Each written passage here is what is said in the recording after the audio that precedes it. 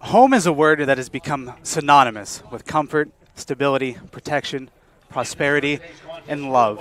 You've heard it all before. There is no place like home. Home is where the heart is, and a home isn't a place, it's a feeling, and all of those are true, and that is why I want you to follow along with me to October 19th, 2024, which marked the beginning of a spectacular journey for the Vulcans. It was homecoming weekend, oddly enough. The festivities in California were in full flow, and the Vulcans were able to upset and defeat the number 6 ranked team in the country, the Slippery Rock Rock, 28-7 right here in California in front of 5,000 plus fans. Since then, 336 days have come and gone on the calendar, and they still haven't left. This game would be the first of 7 consecutive home games to end the 2024 season, and now with the 3 opening games of 2025, 10 straight home games have been played right here at Adamson Stadium. But Adamson Stadium is more than just a home for the Vulcans. It is a fortress that has been perfectly crafted by Vulcan himself in the forges of Mount Etna under the island of Sicily and placed right here in California. And Winston Churchill once said, "We shall defend our island whatever the cost may be, and we shall never surrender." And that is exactly what the Vulcans plan on doing here today in this final game of the 10-game homestand in this PSAC crossover matchup against the Bald Eagles of Lock Haven. My name is Jonathan Sape. Alongside me here today, Hunter Garman and Adam Crawford. Boys, thank you very much for joining me on this beautiful Saturday afternoon. Gentlemen, how are you guys doing today? I mean, it's a privilege to be here, Sape, and let me just say, that open, fantastic. Makes me want to run through a brick wall like the Kool-Aid Man, but as you said, perfect day here in the middle of September for some Vulcan football. As you said it, buddy, perfect day here at Addison Stadium. Sun's shining, lantern flies are out in abundance, and we should have a really good PSAC game here on our hands. It's a wonderful day for football, as it always is here in California. The Vulcans donning the full red uniforms here today against the Lock Haven Bald Eagles. And we're in for one heck of a matchup. California 2-0 on the season, the number 8th ranked team in the country coming into today's contest. The Bald Eagles of Lock Haven sitting at 1-1 on the season. Lock Haven coming off of a tough loss last week, a big-time loss, 42-10 against IUP, where the Vulcans with 2 close wins back-to-back against 2 tough opponents here at home against Charleston and Westchester. Yeah, it's been, honestly, some would say a Cinderella story almost for the Vulcans, coming into the season with a brand new roster practically and a new quarterback who's only in his 3rd ever college start. And right now, California's rolling, as you said, with the 2 close wins against some tough opponents. Lock Haven had a pretty okay season. I mean, some would say rough season last year, going in total about 5 or 6 or somewhere in there, but falling to 1-1, as you said, with a tough loss to IUP. So Lock Haven's not a team that should be counted out right away. Yeah, exactly. They shouldn't be counted out. They distribute the ball well offensively. A lot of hands involved. Pretty much a team effort, both offensively and defensively. And something to note here, fellas, last 2 weeks helping the Vulcans get to victories. The special teams units have been phenomenal so far this season for California. So we talked about it the last couple of weeks. These special teams units, they get overlooked, but they've been the difference in these early 2 games here for California. The Vulcans going from left to right to start this first quarter. Caden Bauer to kick it off here for the Bald Eagles. Williams and Johnson back deep to return here for California. Bauer's kick gets us underway here at Adamson Stadium. Will be fielded by Johnson at the 5-yard line. Johnson has some open field ahead of him. Johnson past midfield and brought down inside of Bald Eagle territory. Excuse me, that was Deontay Williams on the return. Brought down at the 43-yard line in some fantastic field position here for Roman Purcell and the Vulcan offense to kick things off. It was a great return by Williams. Had plenty of open space, plenty of field. Great blocks thrown by the California special teams. And again, as we said it last 2 weeks and even now, special teams doing their thing and getting great field position for Roman Purcell in his 3rd ever college start. The offense, a bit of a struggling point here in the first couple of games, but always a chance to make amends. 1st and 10 here for Purcell from the Bald Eagle 43, throwing on first down pass, caught by Nyamake. But the ball comes out. They're going to say if the pass was incomplete, the whistle blown right away. Or they're going to say his forward progress was stopped before the ball came out. A lucky break there by the Vulcans. And a gain of 3, and that'll be 2nd down for the Vulcans. Now, the Vulcans have been leaning on Bobby Boyd here early in this season, averaging 93 yards a game coming into this contest. And Roman Purcell, we mentioned it, not a whole lot of experience, still without a touchdown here through the air for the Vulcans. 2nd down and 7, ball on the 40. Another pass here. Pass caught on the near side by Spencer, makes a move upfield before being tripped up just shy of the 1st down marker. 3rd and inches here for the Vulcans. Some great blocks by DeVay Johnson and Deontay Williams there on the perimeter. Looked like Spencer could have been tackled at or around the line of scrimmage, and those blocks getting him a little bit of extra space, able to cut it upfield for a few more yards. 3rd down and 1 on the opening drive here for California. Johnson on the near side, man in motion, across the formation, handoff to Boyd, makes a cut upfield, just trying to move through the seam, and Boyd gets enough for the 1st down. It's great vision by Bobby Boyd to notice that where he was intended on going was kind of falling apart, so he made the cut to cut it upfield and get the 1st down, and that's Boyd's first carry as the first couple plays were all passes. Fresh set of downs here for the Vulcans. Ball placed at the 32-yard line. 1st and 10 for California. Johnson 1-on-1 here on the near side. Fake pitch. Purcell rolling, airing out wide open down the field. Pass is caught for the touchdown. Jeff Nyamaki wide open. And the Vulcans strike first. Roman Purcell with his first passing touchdown for the Vulcans. It was just great awareness by Purcell to see Yamache all the way open down the field. Looked like a little bit of miscommunication on the Lock Haven defensive part. And just like that, California up 6. Radcliffe on for the extra point. Gonzalez with the hold. The kick from Radcliffe is up. And you know it's good. 7-0 the score. 12:46 remaining here in the first quarter. We'll take a quick break, and we'll be right back right here on CUTV, CUTV Sports 1, and the PSAC Digital Network. And with that first touchdown, it's time to get loud for the B Graphics Vulcan Nation T-shirt toss. Thank you to B Graphics for today's T-shirts. Fall is back, and so is Vulcan football. Follow the Vulcans every step of the way during the 2025 regular season. The season kicks off with a Thursday night clash versus Charleston. Then home September 13th versus Westchester. Home September 26th versus Lock Haven. September 27th at Slippery Rock. October 4th at home versus Seton Hill. October 11th at Edinburgh. Homecoming October 18th versus Clarion. At IUP October 25th. Home versus Frostburg State on November 1st. At Gannon November 8th. And the season finale at Shippensburg November 15th. Follow Cal Vulcans and CUTV for live links, highlights, and much more. Hello, everyone. Welcome back to Adamson Stadium. 12:46 remaining here in the first quarter. California with a 7-0 lead. Kickoff fielded inside the 5-yard line and brought back just past the 30 by Jake Roberts. We'll get the first look here of the Lock Haven offense. Only putting up about 13 points a game through their opening 2 games so far of the season.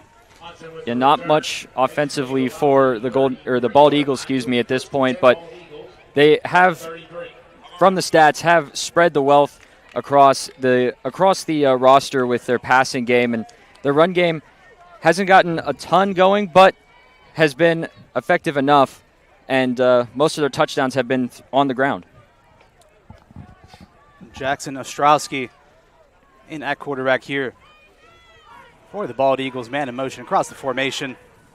Ostrowski takes the snap, handoff to Green. And that's Khalil Taylor bringing the boom, brought down after a gain of 5. Khalil Taylor on the stop.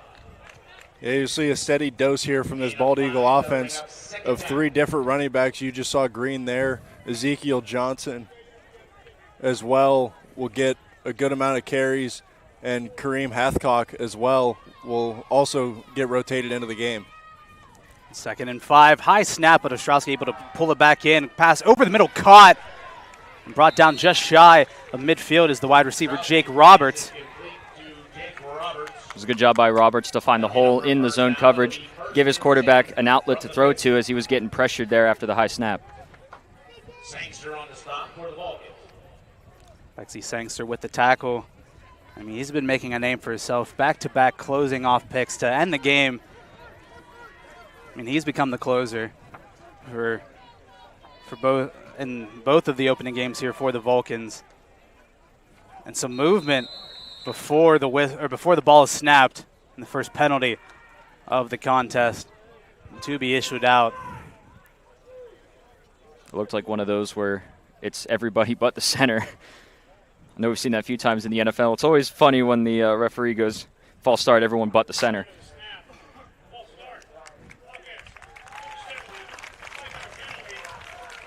False start on number 70, Lance B. Coates.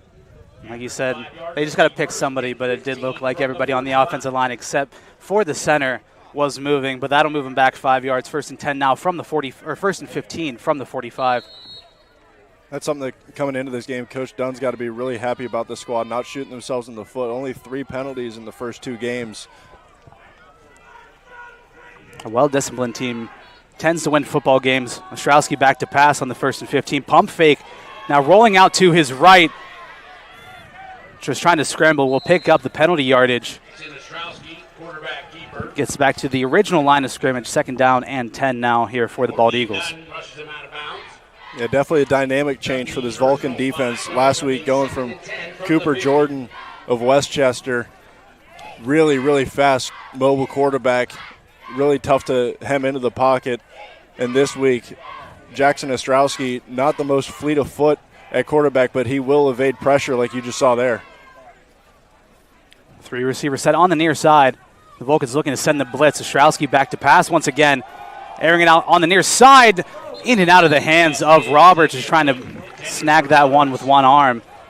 Will fall incomplete. 3rd down and long from midfield here for the Bald Eagle offense. It was a good look by Ostrowski, who had Roberts a step ahead of his defender, but fortunately just a little too far forward, and Roberts tried to do his best DeAndre Hopkins impression, but nearly had it, but unfortunately just fell in and out of his hands.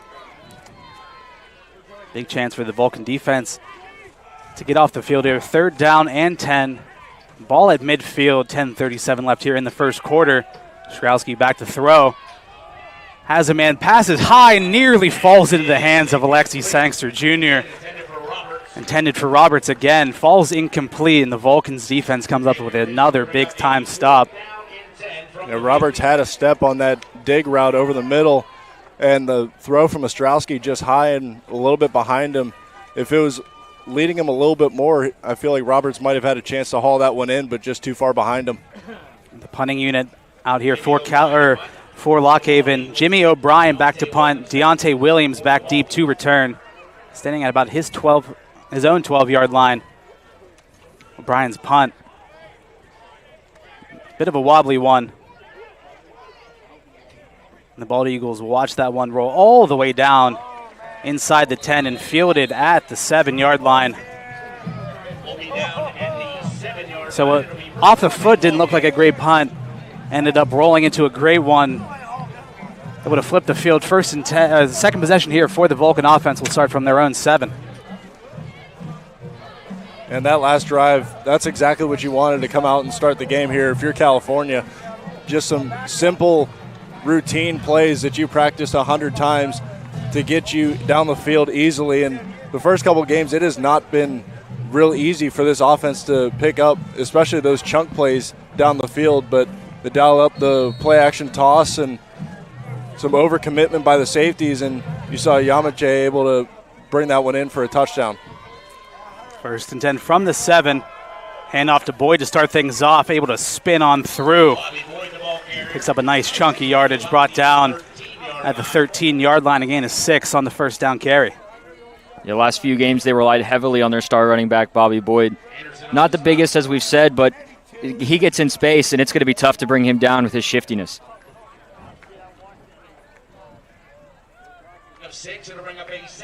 Second down and 4 now for the Vulcans. From the 13, 9:50 and running here in the first quarter. Johnson and Lehu, the receivers for California. Quick pass to Johnson on the near side. Makes a man miss, and Johnson now in space. Can't break the second tackle, but brought down at the 40-yard line. DeVay Johnson with a big-time reception here for California. Great rhythm pass there from Roman Purcell. Put it right in the middle of the zero for DeVay Johnson, and a great move, cutting back to the inside, getting upfield. Purcell looking more comfortable in the pocket here for the Vulcans here in the third game. 1st and 10 now from the 38. Gain of 25 on that completion to Johnson. Purcell in the gun, back to throw again. Ball tipped at the line, but the pass is caught. Brought down after a gain of about 5. It was number 84, Rowan Hershey. That's Hershey's, I believe, 4th catch on the season so far, but he's kind of been that outlet that if nothing else is available, they're just going to dump it off to him. And that time, Bald Eagles bringing pressure. Reese McDonald came free off the left side of the offensive line, and Purcell realized that he had to get rid of it quickly, tried to find his tight end in the flat, and luckily for him, the ball got there. 2nd down and 5 from the 43. Hand off to Boyd. Boyd able to make his way up the field. One move. Boyd still on his feet. Brought down in Bald Eagle territory. Bobby Boyd just so shifty in the open field. You guys have mentioned his elusiveness, and something Westchester did really well last week with this offensive line, really just giving Boyd nowhere to go. Didn't really give him any opportunities to get downhill in a hurry, and gave him no holes throughout that offensive line, and that's something Lockhaven's going to have to do and figure out how to do fast. 1st and 10 now from the Bald Eagle 38. Purcell in the pistol. Fakes the handoff. Pass on the near side falls incomplete. Intended for Nyamache. Yeah, it looked like a little bit of either hurried pass or a little bit of just slight miscommunication as the pass intended for Yamache kind of sailed over his head a little bit. Not sure if Purcell or Yamache, whichever one, were on the same page. 2nd down and 10. Ball at the 38. 7:21 remaining here in the first quarter. Another fake handoff, quick pass on the near side, caught by Lehu. Takes a big hit, but spun down around the 30-yard line. 3rd and short now here for the Vulcan offense. Yeah, something I'd like to see a little bit more in this game is Purcell targeting the middle of the field a little bit more. You saw it on that touchdown, but there was really nobody within 20 yards of Yamache. But you'd like to see him make a couple of these tight window throws here over the middle of the field, obviously safely, but only really targeting the flats and the sidelines. 3rd and 2 from the 30. Handoff to Boyd again, and Boyd has a hole. Ripped down at the 25, but enough for the Vulcan first down. The offensive line doing a great job in this one early, getting a good push up front.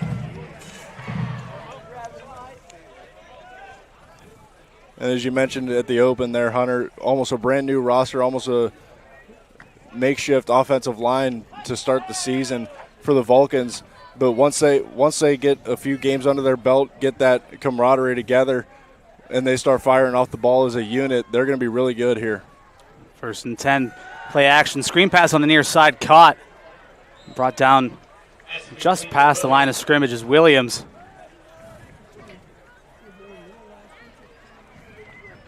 We've seen a couple of these quick passes on the outside. It was a good play call and a good look by Purcell and Williams. Just the Bald Eagles able to collapse on it early and prevent any extra gain.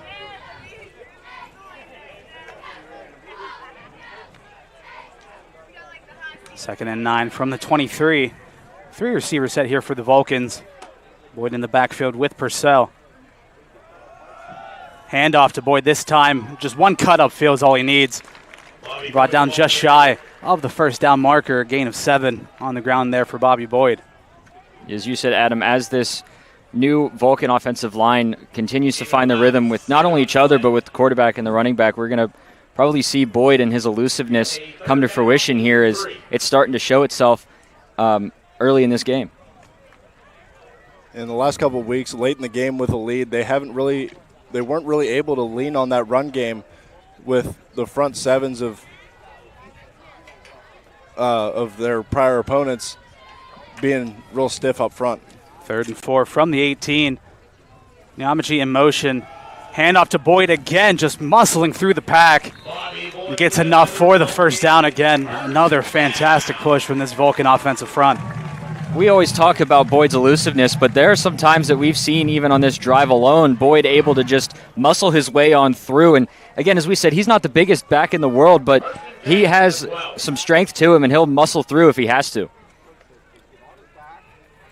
Another set of downs here for the Vulcans. 1st and 10 now from the 12. 4 minutes and running now on the clock.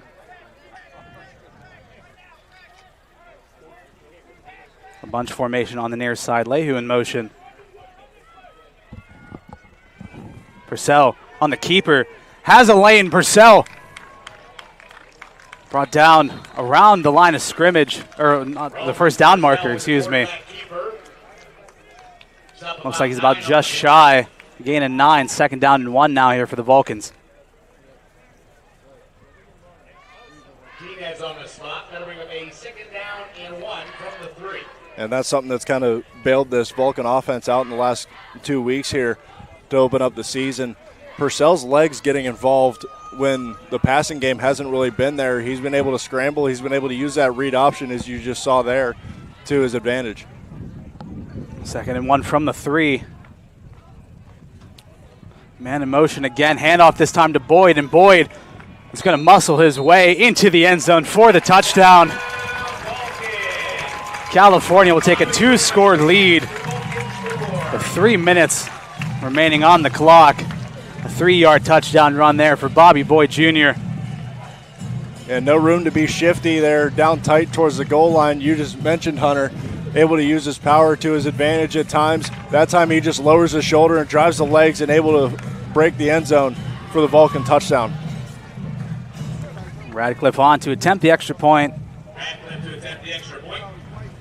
Gonzalez to hold. Radcliffe's kick is up, and the kick is good. 3 minutes remaining, 14-0 the score.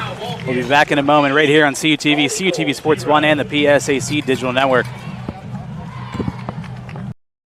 Season 2 of the Audrey Emmerich era is at hand for Vulcan Volleyball, and you will have the best seat in the house. 12 home games against regional foes and PSAC opponents highlight the schedule. You will be at the edge of your seat at the Convocation Center as you watch the Vulcans fight to the postseason and beyond. All home games will be aired live on CUTV Sports 1, PSAC Digital Network, and CUTV Cable on Armstrong and Breezeline. Make sure to follow Cal Vulcans for up-to-date news and info.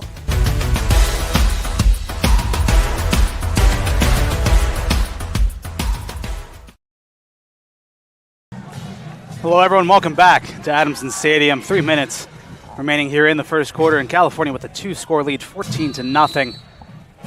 It's been complete and utter domination on the side of the Vulcans to start the first quarter, and that's something we've seen a lot here in the first two contests is the Vulcans going off to a hot start, but after the first couple of drives just starting to cool off, but maybe that's something that we can see that momentum can carrying on as a stumble on the kickoff return. Brought back just past the 20-yard line. Number 24, Tucker Teets on the return. As you said, it's been all California this first quarter so far, and it'll be interesting to see if California continues to roll like this, how the score will play out at the end of the first half, and depending on the game plan, that'll dictate the game plan in the second. Yeah, as you mentioned, John, they've gotten off to hot starts in each of the first 3 weeks here now, and then kind of cooled off. That tells me this coaching staff does an excellent job at game planning throughout the week, getting their scripts together of the plays that they want to run to get the advantage early. 1st and 10 from the 23, handoff. Elusive move upfield, Ezekiel Johnson on the first down carry. Gains 10 and enough for the first down. Yeah, Johnson with his first carry of the day, and both the main running backs that you'll see today from the Bald Eagles, Johnson and Green, both big backs, both really physical, and that time Johnson showing his speed, getting around the edge on the right side. 3 receivers on the near side here for Ostrowski. Charney looking to send the blitz. Handoff this time, but the Vulcans meet him in the backfield. Johnson on the carry. Will get met right at the line of scrimmage, maybe loses one. Vesa able to make the stop. Yeah, Vesa there in on the stop. One of the players on this Vulcan front group here on defense that has been made his presence known the last few games, made some really big tackles, some really big sacks, and be interesting to see how he continues to make an impact here today. 2nd and 10 now from the 34. Another man in motion, a quick swing pass to the near side. Charney off the block, nice tackle made in the open field. Watson with the reception. Bill Taylor with the stop. Khalil Taylor and Charney would bring receiver down for a short gain. 3rd down and 7 now. From the 37.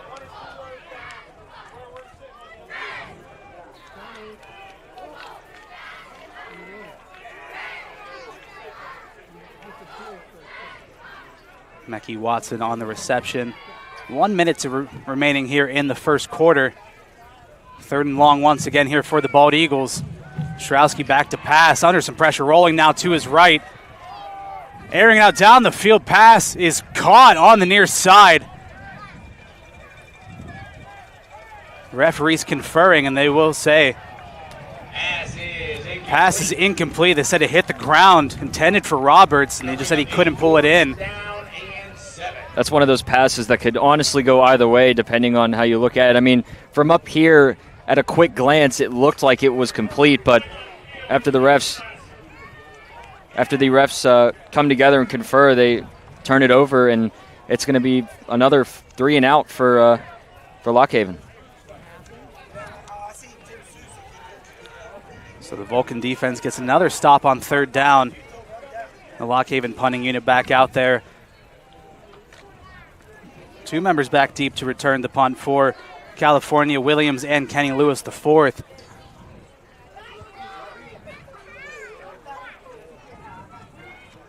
O'Brien's punt underway. Fielded by Lewis. Nice block by Williams to give Lewis the room. 1 tackle broken by Lewis, brought down just shy of the 40-yard line. Lewis with the return. That took some guts there by Williams, stepping in front of the gunner for Lockhaven, knowing he's just going to pretty much take a shot for his man to be able to catch that ball and get upfield.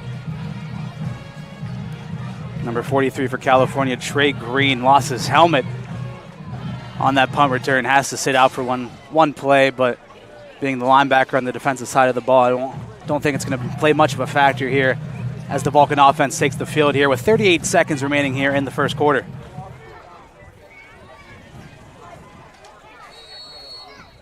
First and 10 from the Vulcan 37.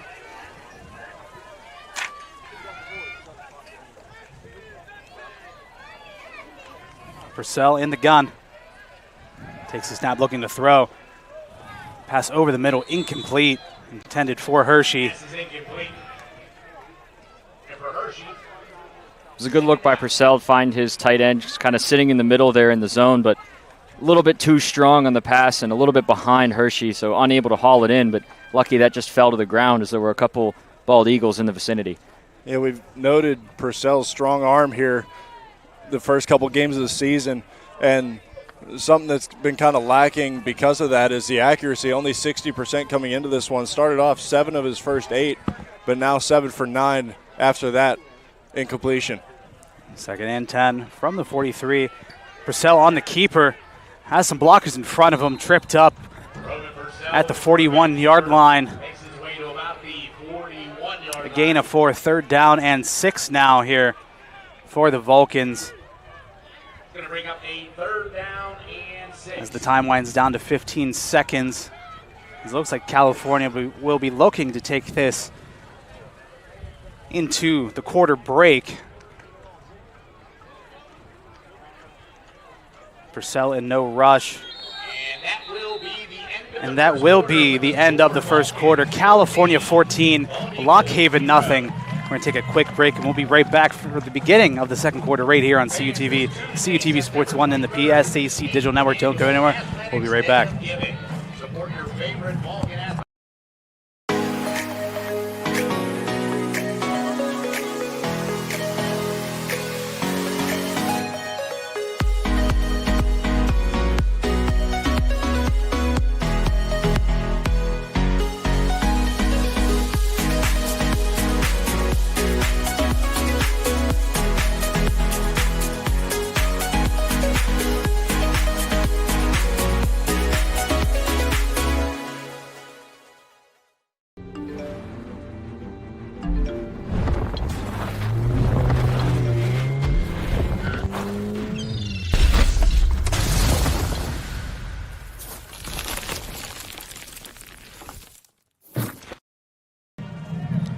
Hello, everyone. Welcome back to Adams and Stadium to get ready for the beginning of quarter number 2 here between California and Lock Haven. The Vulcans with a 14-0 lead after the first quarter of play. John Sape, Hunter Garman, Adam Crawford here with you.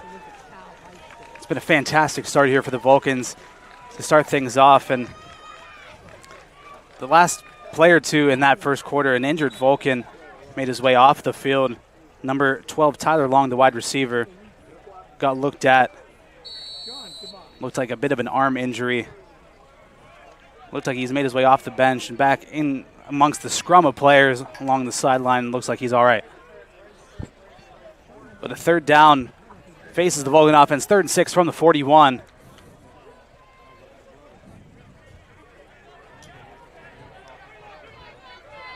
Three receivers set here for the Vulcans. Purcell takes the snap. Quick pass on the far side falls incomplete, but a late flag thrown in the vicinity. Number 3, Luke Richard Rameau, trying to plead his innocence with the referee. And a late hit and a roughing the passer called against the Bald Eagles. Will extend the drive and an automatic first down issued to the Vulcans.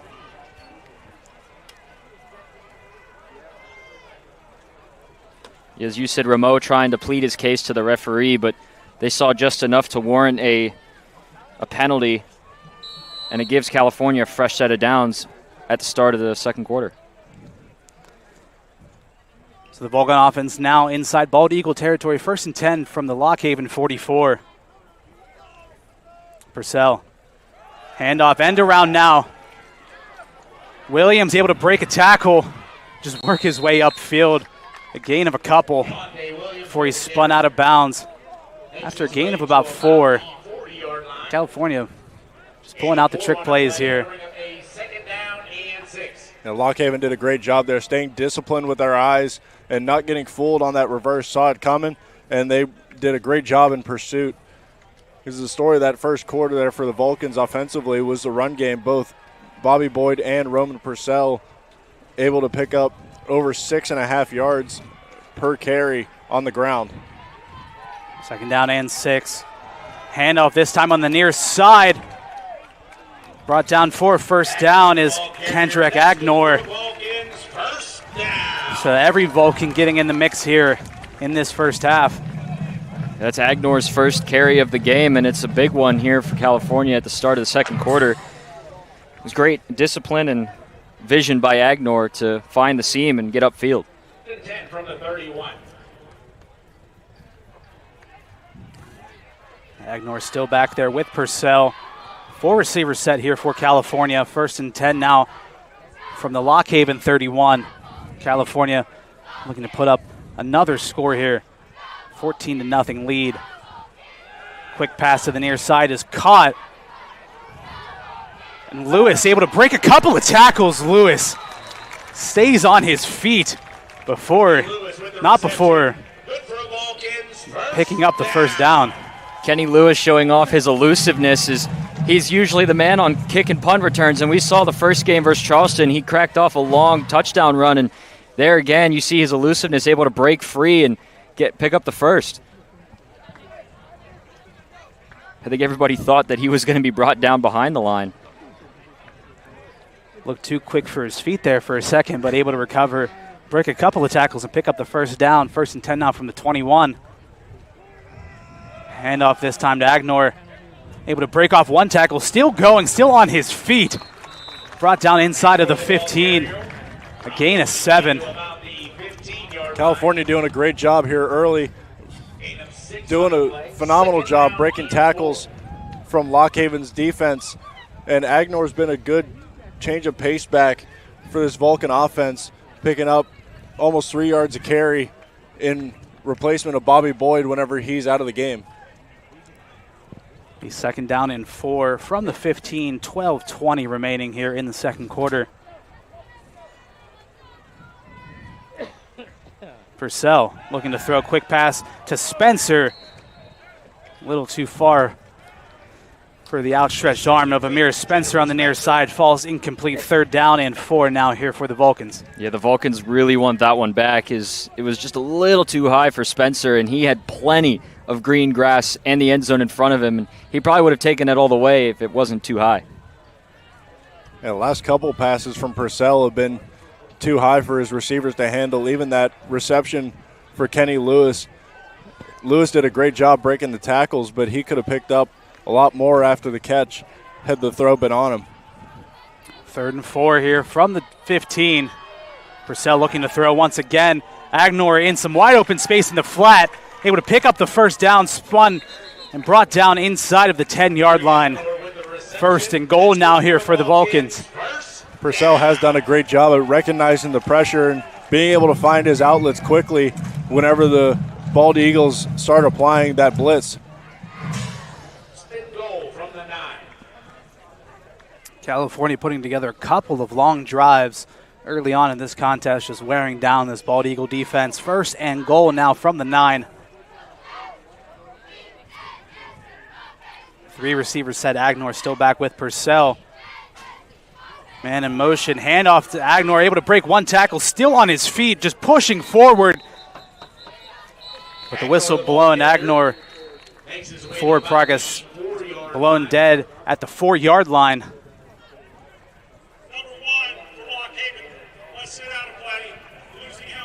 Number 1, Markel Morgan lost his helmet. He must sit out at least one play. I swear, I've never seen more players first couple of weeks lose their helmets than they have here at Adams and Stadium. I don't know if it's just something in the air, or if the chin straps are loose or what. Time to tighten those puppies up. Yep. And Morgan, the leading tackler for Lockhaven defensively, and you really need him down inside your own 5-yard line. 2nd and goal now from the 4. Purcell on the keeper. Agnor leading block. Brought down just shy. A mere inches from breaking the plane of the end zone. 3rd and goal from the 1. I wouldn't be surprised here if you're California. You bring the heavy package and try the well-known and renowned tush push. And the last time they did it was against Charleston, and they got 7 yards. So, I mean, anything can happen here, but even if they don't get it on this one, it's definitely 4-down territory. Yeah, we saw them get 7 yards and a score off of it. Purcell lining up under center. Hershey in motion. Will line up right behind Purcell, looking to get the push, but Lockhaven with a huge jump, a couple of players jumping over top of the line, and they hold on. 4th down, a huge stop from the Bald Eagle defense. Yeah, Lockhaven knew that one was coming, as you predicted there, Hunter, and doing a great job. And we often see in the NFL when the Eagles do it, teams know it's coming and they still can't stop it. So great job there by Lockhaven positionally to get people where they need to be and keep Purcell out of the end zone. Like Hunter said, it is 4-down territory. 4th and goal from the 1. California looking to do it twice. Purcell under center. This time hands it off to Boyd. Boyd able to break the tackle and falls into the end zone for the touchdown.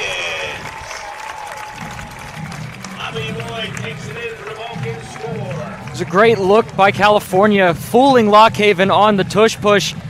Purcell turns around, hands it to their star back, Bobby Boyd, and at first it looked like Lockhaven was going to hang on, but Boyd able to just fall using his weight into the end zone. And just like that, California now up 3. Scores. We saw that handoff off the tush push formation last week against Westchester. Lockhaven almost had it stopped. Radcliffe kick is up.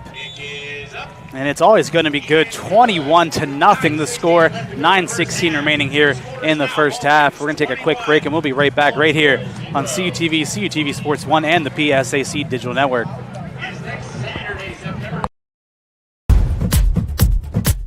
Give the Vulcans home team advantage. You have always been a part of the home team.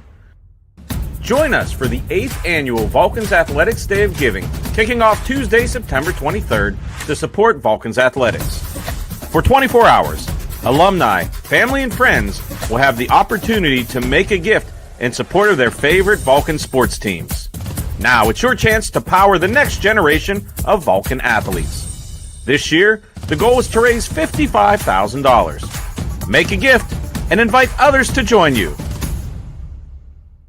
When you give, we win.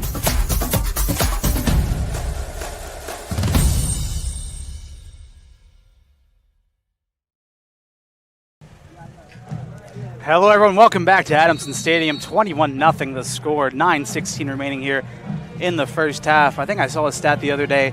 The tush push has like an 84% success rate in the NFL. And we saw right there, that was the 16%. But the Vulcans made up for it, and they get the score.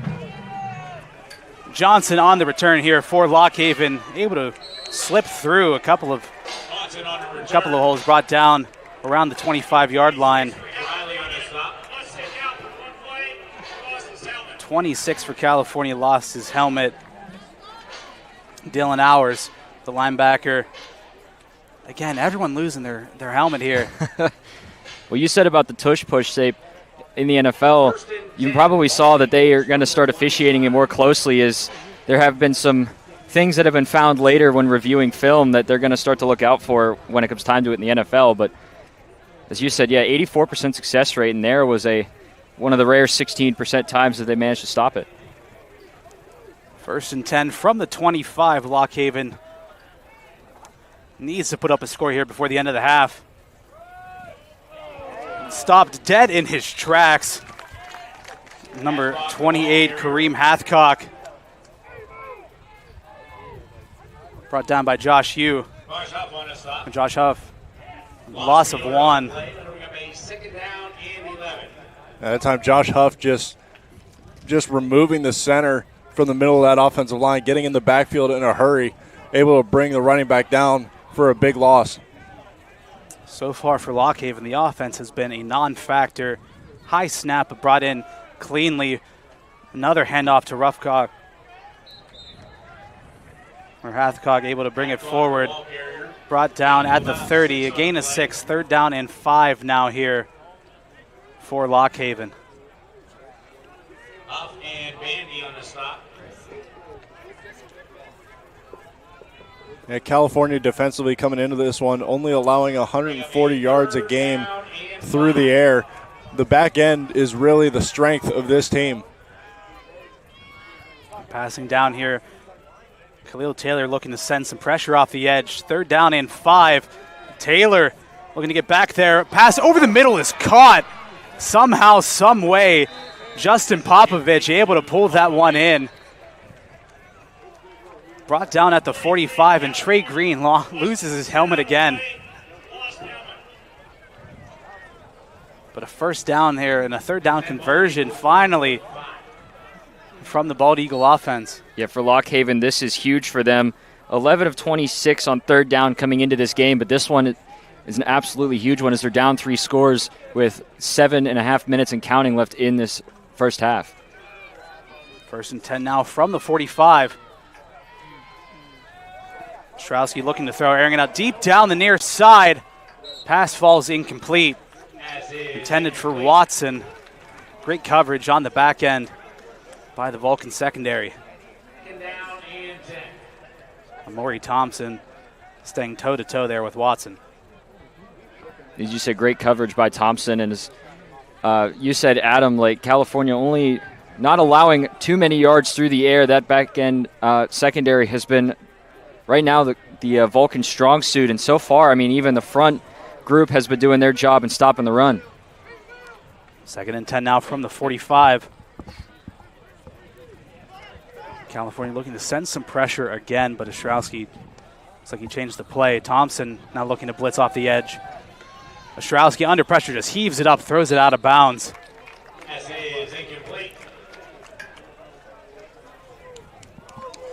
Kamar Perlette for California got back there in a hurry, hit Ostrowski as he threw. 3rd down and 10 now here for the Bald Eagles. And California having some success getting into the backfield on a couple rushing plays, trying to find a way to do it when the Bald Eagles go through the air, and they're dialing up some pressure right now, making Ostrowski's job very, very difficult.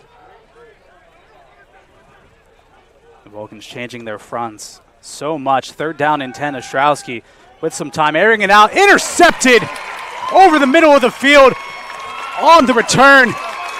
Taven Willis all the way back into the end zone for the touchdown. Pick 6 for Taven Willis. No fly zone for a reason. The Vulcans up 4 scores. No fly zone, no flags. It was just an excellent read.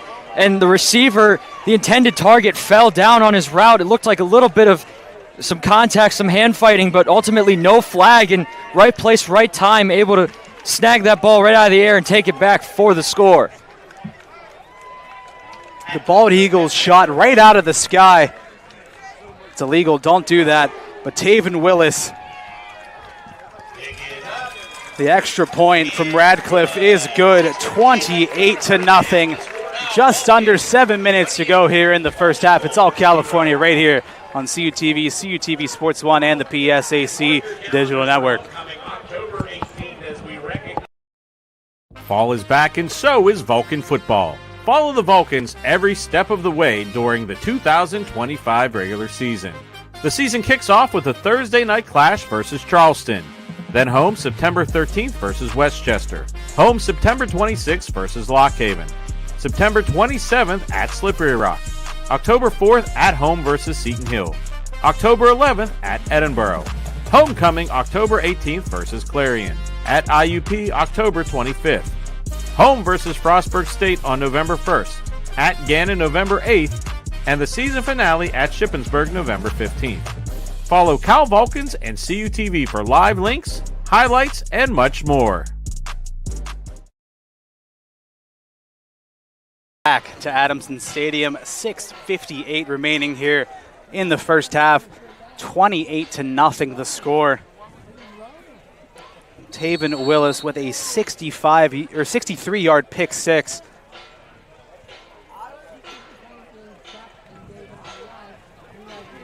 Kickoff fielded by Johnson inside of his 5-yard line. Brought down, fighting in and around the 20, just shoved all the way back. The special teams unit swarming here for the Vulcans. Man, this defense is doing something special here today at Adamson Stadium. There is a flag down on the far 40. Looks like they're going to get a hold or something. They're waiting for the official call. Flag all the way back at the far side 40-yard line. Offside on the kicking team. Block 8 minutes shows to have 5 yards added to the end of the run. First down. Offside on the kicking team, so the far side of the Vulcan kicking unit just went a little bit too early, so an additional 5 yards added on. Say that 3 times fast. So now the Lock Haven Bald Eagles set up shop, 1st and 10 from their own 25. Ostrowski hands this one off to Green, just trying to find some room, but nowhere to go. Picks up a couple. Here's Green, the ball carrier. Lock Haven right now looking for any answers offensively that they can find. They do get the ball to open up the second half, and you can get yourselves right back into the ball game if you're the Bald Eagles by getting some points here at the end of this first half and getting some points to start the second half. But they're going to need to find something through the air. 2nd down and 9. Ball at the 26. Ostrowski and Green in the backfield here for the Bald Eagles. California looking to send the pressure again. Ostrowski stepping up, able to evade the danger, but this pass just too low for Watson to pull in, falls incomplete. Right now, this California defense applying so much pressure that Sowski's job is just a little uncomfortable in the pocket. And, I mean, someone compare it, since we're wearing all red, it's a red out here at Adamson Stadium. The Red Sea comes flooding in, and Ostowski just trying to get away, trying to at least find something down the field. Yeah, coming into this one, Ostrowski 51% completion through the air. Right now sitting at 33%. He's only 3 of 9. And you just need to get him some easy completions here. Something over the middle of the field, something short to get him in a rhythm. California looking to send the pressure again here on another 3rd down. 3rd and 9. Ostrowski back to throw. Airing it out down the far sideline. Falls incomplete. Intended for Roberts, as that one was way out of bounds. 4th down and 9. With 5:55 remaining, the Vulcans looking to go up 5 scores here before the end of the half, as the punting unit back out once more here for the Bald Eagles. It was a good look and a good pass by Ostrowski. It's just a little bit too far in front of his receiver, as, again, he's just been pressured all day so far, and it's only the first half. And so I would not be surprised if California continues to bring it. O'Brien back to punt. Williams and Lewis back deep to return here for California.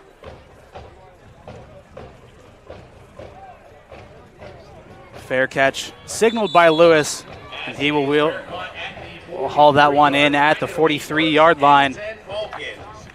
And even when California has had possession of the football offensively, they've started out in some phenomenal field position. I think they had one start inside of their own 10, but beyond that, all of their field position has started at the 35 and beyond. Yeah, the Vulcans have gotten excellent field position all day, apart from, as you said, the one deep in their own territory. But even with the one deep in their own territory, that was the nice long drive they put together, believed to go up 2 scores, maybe 3, if I remember. But as you said, excellent field position so far for California all day. 1st and 10 now from the Vulcan 43. 5:50 remaining here in the first half.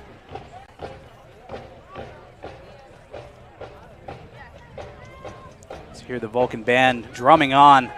Purcell, quick throw on the far side, nearly picked up, but somehow pulled in by DeVay Johnson, just bobbled up in the air for a moment, a juggling act, and able to haul that one in for a gain of 5. Yeah, DeVay Johnson hasn't had too many receptions this game so far, but he's their best one-on-one jump ball kind of threat, and as we saw there, able to haul it in against all odds seemingly. Yeah, that time Purcell throws that ball a little bit too far towards the numbers. You'd like to see that ball a little bit more towards the sideline. That time Wearing Poindexter in coverage, almost able to haul it in. Johnson now in motion, Now the quick screen pass to him on the near side, and that one into the dirt. Falls incomplete. 3rd and 5 now here for the Vulcans. A little bit of an overcorrection there by Purcell. We've seen him leave a couple passes high and tried to pull that one down a little bit. That time just over-adjusted a little bit too far.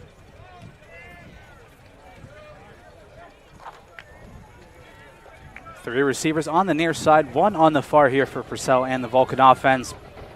Bobby Boyd the back alongside Purcell in the gun. 3rd down and 5 from the 49. It's 3rd and a long 5 here. The design quarterback keeper, and Purcell able to make a man miss. Purcell in the open field and run out of bounds inside of Bald Eagle territory. A nice move that time from Roman Purcell. A little bit of a shake and bake there by Purcell, and most quarterbacks won't do that and just like try and put their body out there on the line, but Purcell, no fear and able to break a tackle and shimmy his way for a long gain. 1st and 10 now inside of the 30. Ball at the 28-yard line. Vulcan offense is rolling here in the first half. Purcell, Hershey, and Boyd all in the backfield here. Play action, pass over the middle, caught by Johnson. Still on his feet, just spinning away from the tackle, and we'll have enough for the first down. That's probably one of the best passes we've seen from Purcell here early in this season. Over the middle, tight window, right on the numbers for DeVay Johnson. Just an absolute dart. And like you said before, we know he has the arm in him. We've seen the arm strength. We just haven't quite seen the placement yet out of Purcell, but we've seen the comfortability so far in this game, just starting to build more and more in the confidence. And that was a great ball placement, as we said, because Markel Morgan was right there, almost had either a bat down or an interception because he was right there and able to thread the needle to Johnson, and therefore getting the Vulcans first down. Looks like a timeout called. Looks like California will take their first timeout. That'll stop the clock with 3:30 remaining. And like I mentioned in my very long-winded monologue to begin this broadcast, this is the last game of a 10-game homestand for the Vulcans as they finally travel on the road next week to take on the Rock at Slippery Rock. That game at 6 p.m. before they're back here against Seton Hill on October 4th.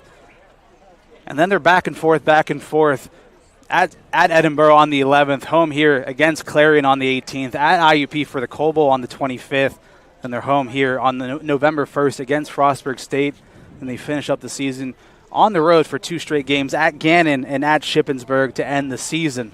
Yeah, what a homestand it's been for California. I mean, multiple games at the end of last year in the postseason, in the playoffs, made a good run. Fortunately, fell short of continuing on. But last year, I mean, California, some people said surprised everyone with how dominant they were last season. And so far, even this season, California is showing off that they're not really missing a beat, even with almost a whole new roster and new people starting. They haven't really missed a beat yet. After the timeout, 1st and 10 from the 16. Purcell handoffs to Boyd. Boyd just muscling through the pack. Able to pick up about 4 on the ground. And as you mentioned, Hunter, some tough games to close out the year last year. This year with a whole new roster, you wondered how they were going to respond. And they got 2 tough opponents out of the gate. And next week against Slippery Rock, they're really going to have their hands full under the lights up there at the Rock. I think we even talked about, I don't even think baseball teams get 10 straight home games in any way, shape, or form. So for the cards in the deck to kind of line up the way that they have for the Vulcans has kind of been spectacular, but California have done the best that they could. 2nd and 6, pass caught by Spencer, and he's got all room. Touchdown for the Vulcans. And the scoreboard has been shut off here at Adamson Stadium. We don't need it. 34-0. They've shut the scoreboard off. Amir Spencer with the score. It was just an excellent route by Spencer, finding the open space, and kind of just his defender kind of fell off a little bit as the scoreboard comes back to life here. But a great route by Spencer and had plenty of room in front of him. Radcliffe on to attempt the extra point. Gonzalez to hold. Radcliffe's kick is up, and it is good. 35-0. 2:43 remaining here in the first half. We'll be right back right here on CUTV, CUTV Sports 1, and the PSAC Digital Network. Season 2 of the Audrey Emmerich era is at hand for Vulcan Volleyball, and you will have the best seat in the house. 12 home games against regional foes and PSAC opponents highlight the schedule. You will be at the edge of your seat at the Convocation Center as you watch the Vulcans fight to the postseason and beyond. All home games will be aired live on CUTV Sports 1, PSAC Digital Network, and CUTV Cable on Armstrong and Breezeline. Make sure to follow Cal Vulcans for up-to-date news and info.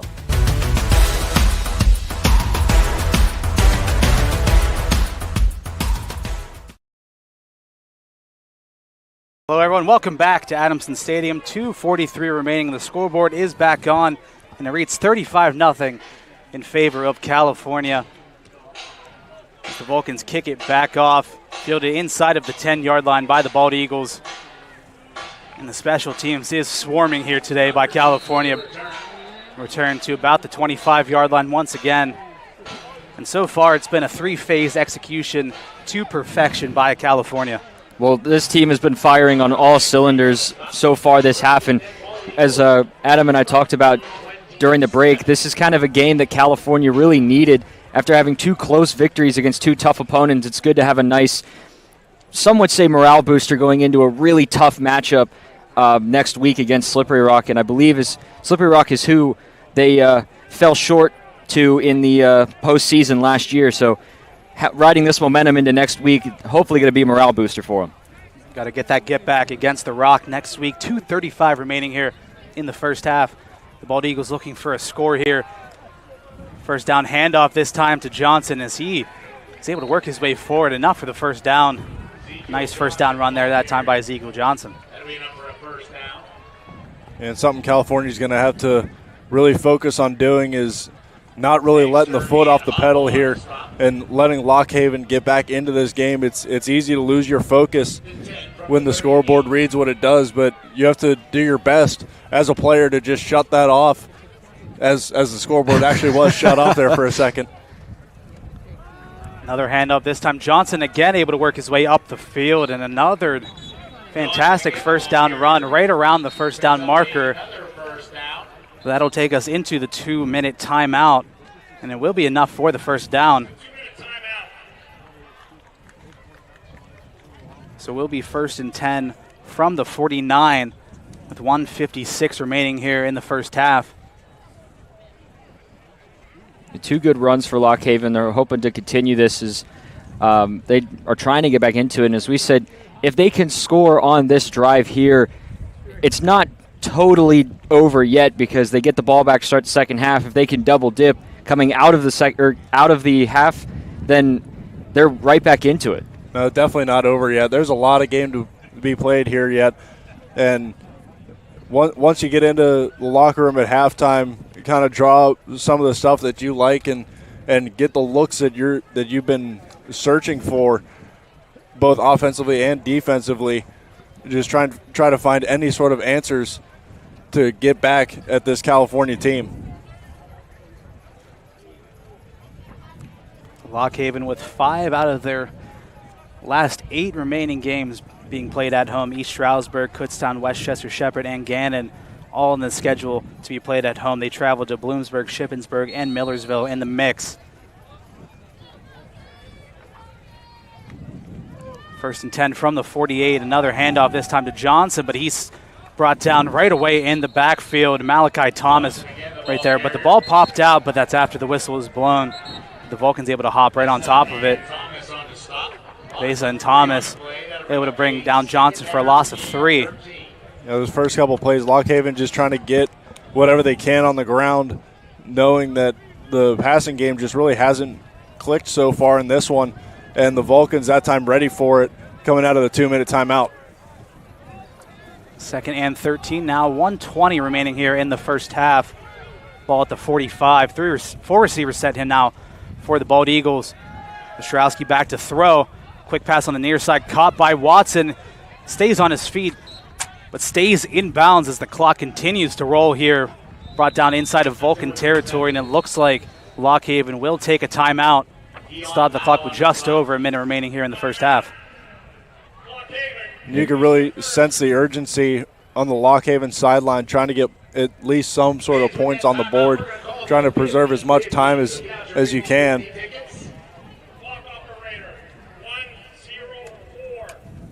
We're going to add an extra 2 seconds, so it will be a minute and 4 seconds remaining here in the first half.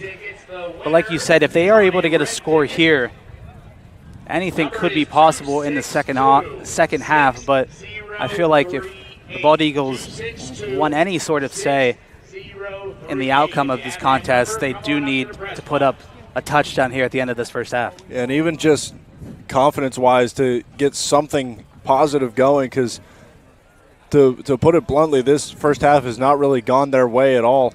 And to try to get something positive going into halftime would be a great success for this Lock Haven team. Get the momentum rolling on. Now I can't talk. 3rd down and 4. My bad, buddy. From the Vulcan 46. Man in motion across the formation. Ostrowski in the gun. Looking to throw. The Vulcans bringing the house. Pass is caught over the middle of the field. Jake Roberts with the reception. Brought down at the 33-yard line. A gain of 12 on the play. The clock now continuing to move. Ostrowski, quick throw towards the far sideline, pulled in again. That time by Justin Popovich. He's able to get his feet and move out of bounds.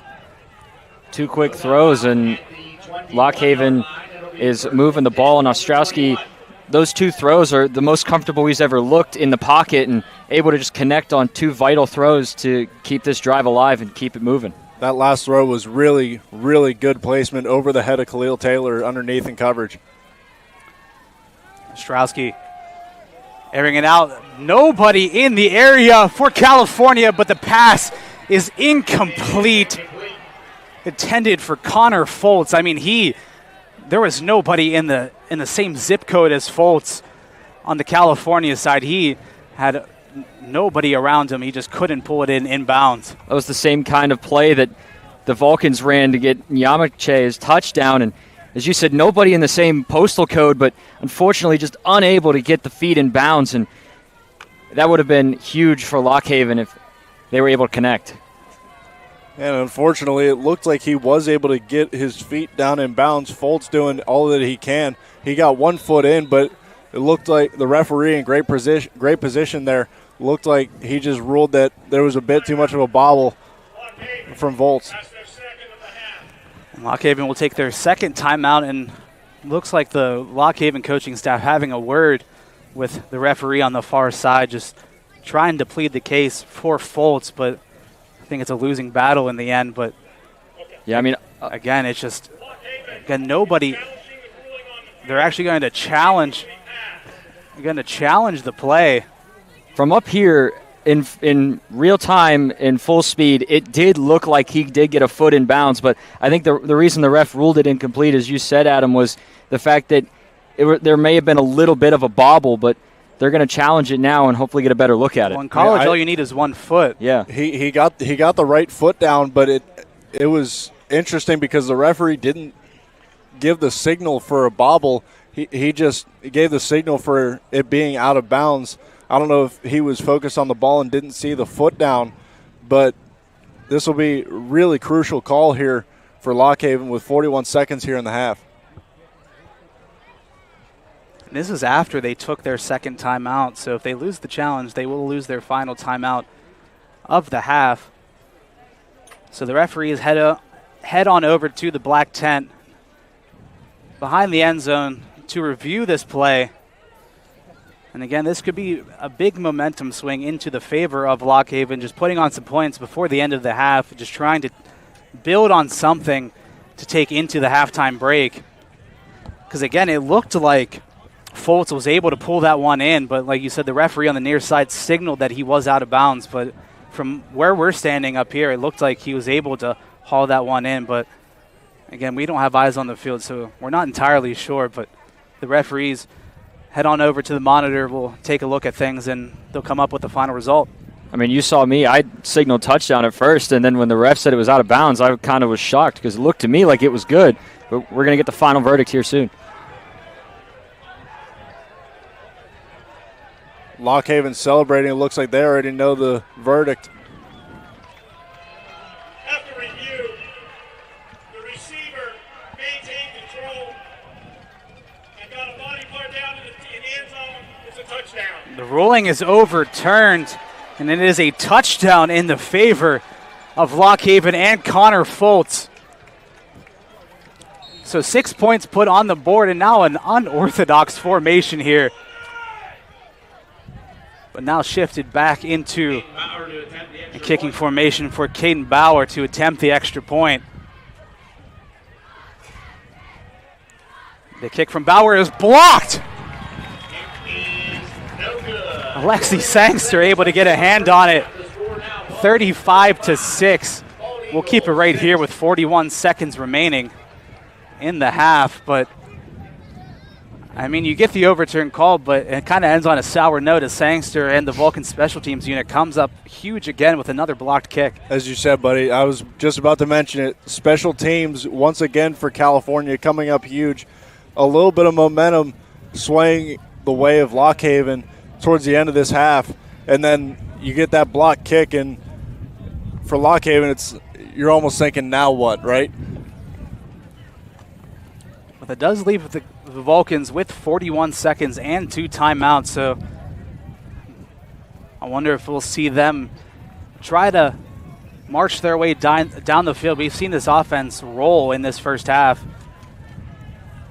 Yeah, I wonder if that's going to change the way that Coach Dunn would typically play this with this kind of lead, and you don't really want to, as Coach Dunn calls a timeout, is he didn't like what he saw off the kickoff formation.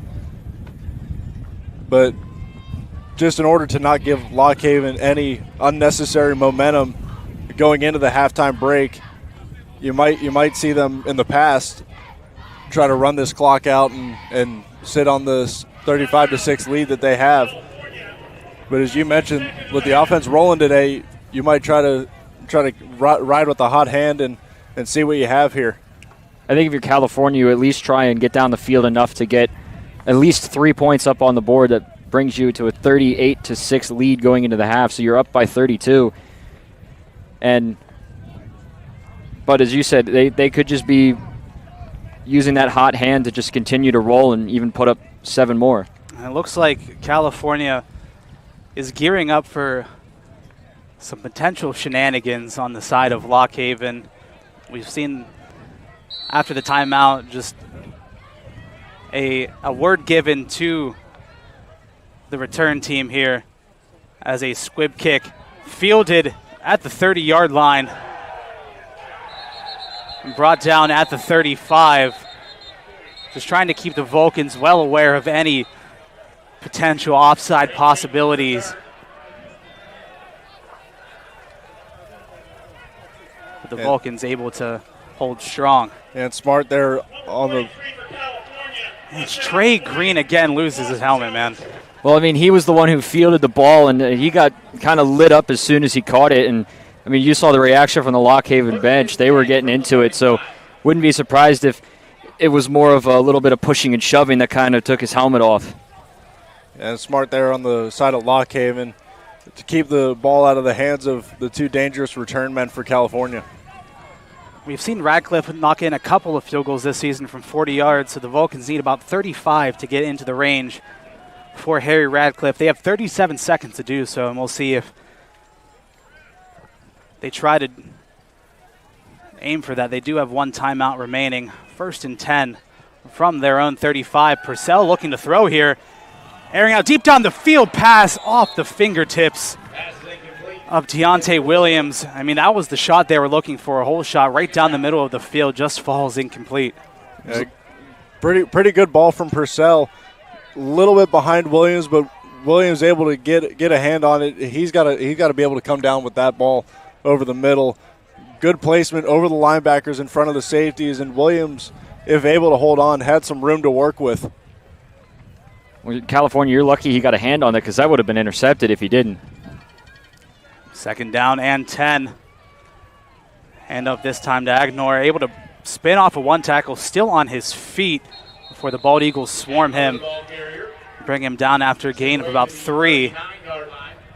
And I think after that 1st down look, that's the Vulcans conceding this first half, or any attempts at marching down the field, and that's going to be the end of the first half as the clock will wind down to 0. The Vulcans will walk into the halftime break up 35-6. And that'll be it from me, and I will hand you off to Hunter Garman and Adam Crawford for the second half as I go down onto the field to take some pictures. Or as our director here at CUTV, Gary Smith, says, some clicky clicks. Some clicky clicks. I got to go take some clickety clicks, but before that, I got to hand you off to the Vulcan Marching Band for their performance of Magic Cow, but we're going to take a quick break right here on CUTV, CUTV Sports 1, and the PSAC Digital Network. We'll be back in a flash. Don't go anywhere. Give the Vulcans home team advantage. You have always been a part of the home team. Join us for the 8th annual Vulcans Athletics Day of Giving, kicking off Tuesday, September 23rd to support Vulcans Athletics. For 24 hours, alumni, family, and friends will have the opportunity to make a gift in support of their favorite Vulcan sports teams.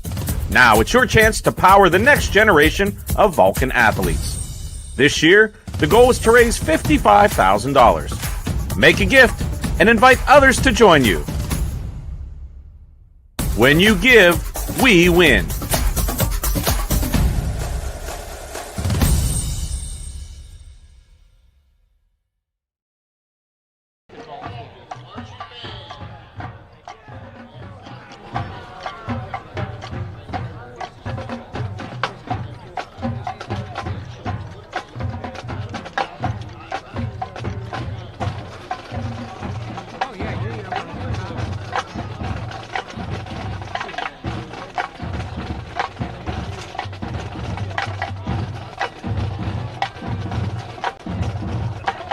Graduated in 66 in high school.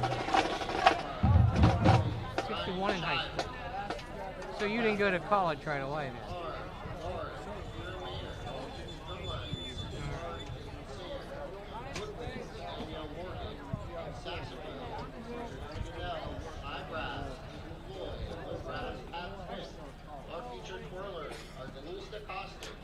Well, good. You'll hear solos this afternoon from Sonny Lang, Jacob Levin, Gavin Smith, Alex Pencraft, and Ben Jasinski. We'd also like to give a big shout out to our high school today visiting is Greensburg Salem, and in the Vulcan Band, alumni Ryan Shively and Callie Shively.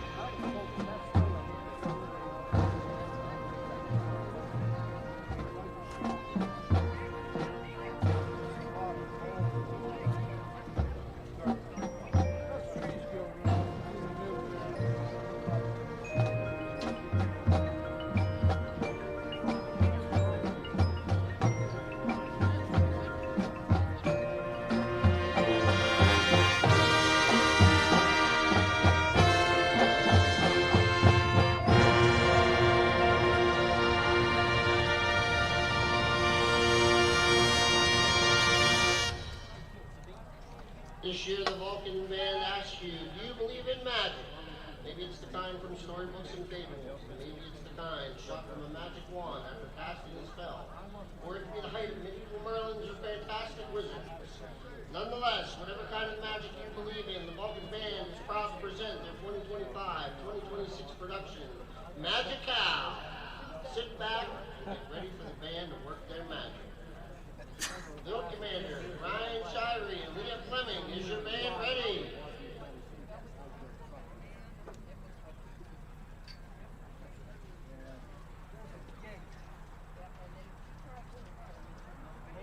This kid you was from Uniontown is where you asked me about. Yeah, he's Laura Highland. Laura Howard. Yeah, he's on their, he's one of the starters on the basketball team. I was surprised to see he plays football too. Of course, Dick showed he had a football scholarship somewhere. Division I? St. Francis.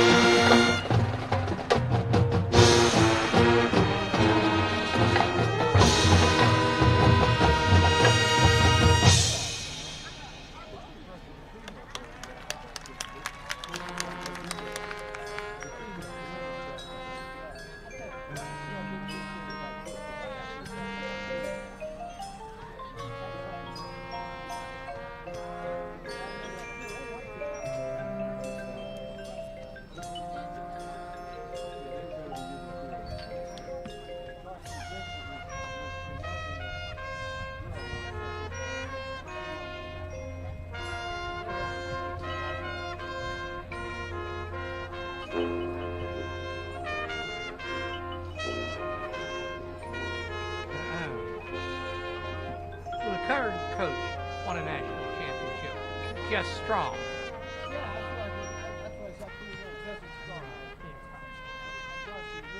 Yeah, right. Well, there was some problems, Darcy, later on. Someplace else.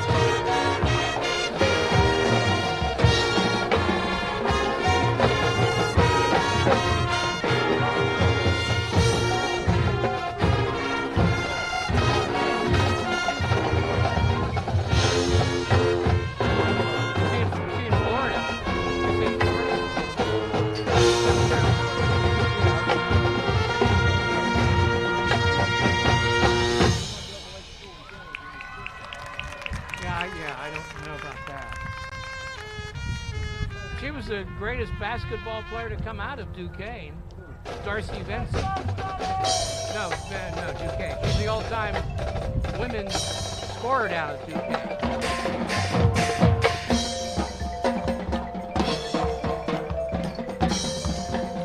Fairmont, West Virginia. Yeah, she's from Fairmont.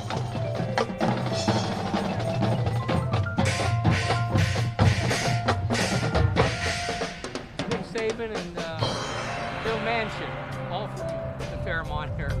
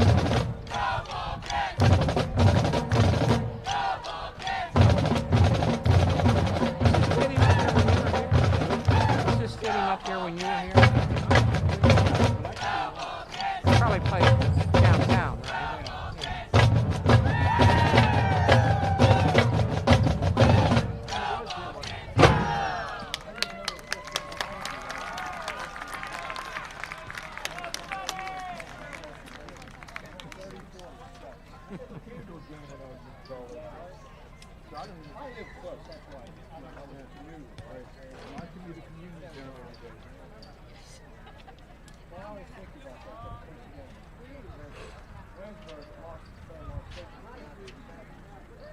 that right? Wow.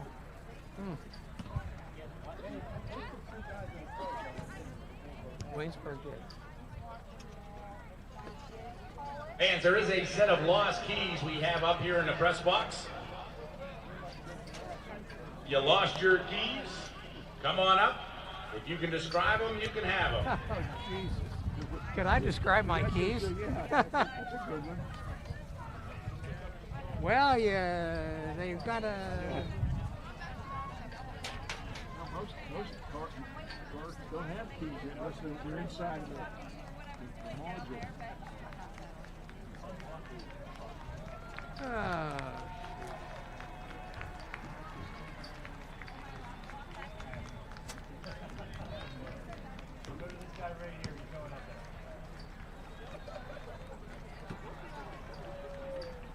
That's what you need, umbrellas.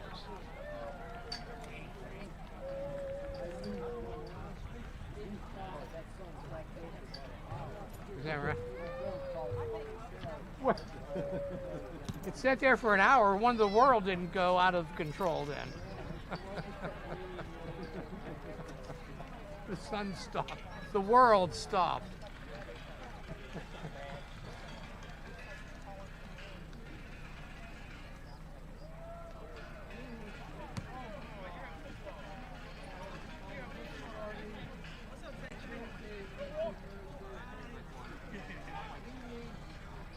Just think, Chuck, you're on the 20-yard line. You want to get to the end zone. It's a 20-yard little pitch shot, you know? You got these big people chasing you.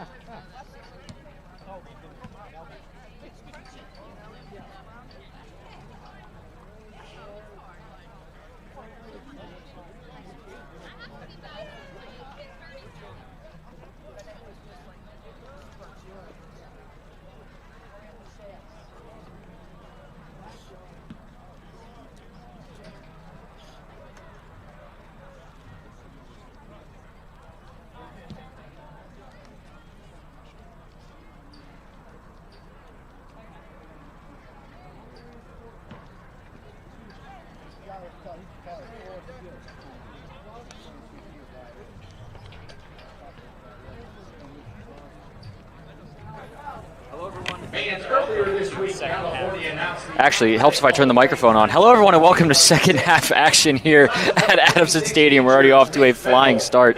But California has put on a clinic so far this game, 35-6.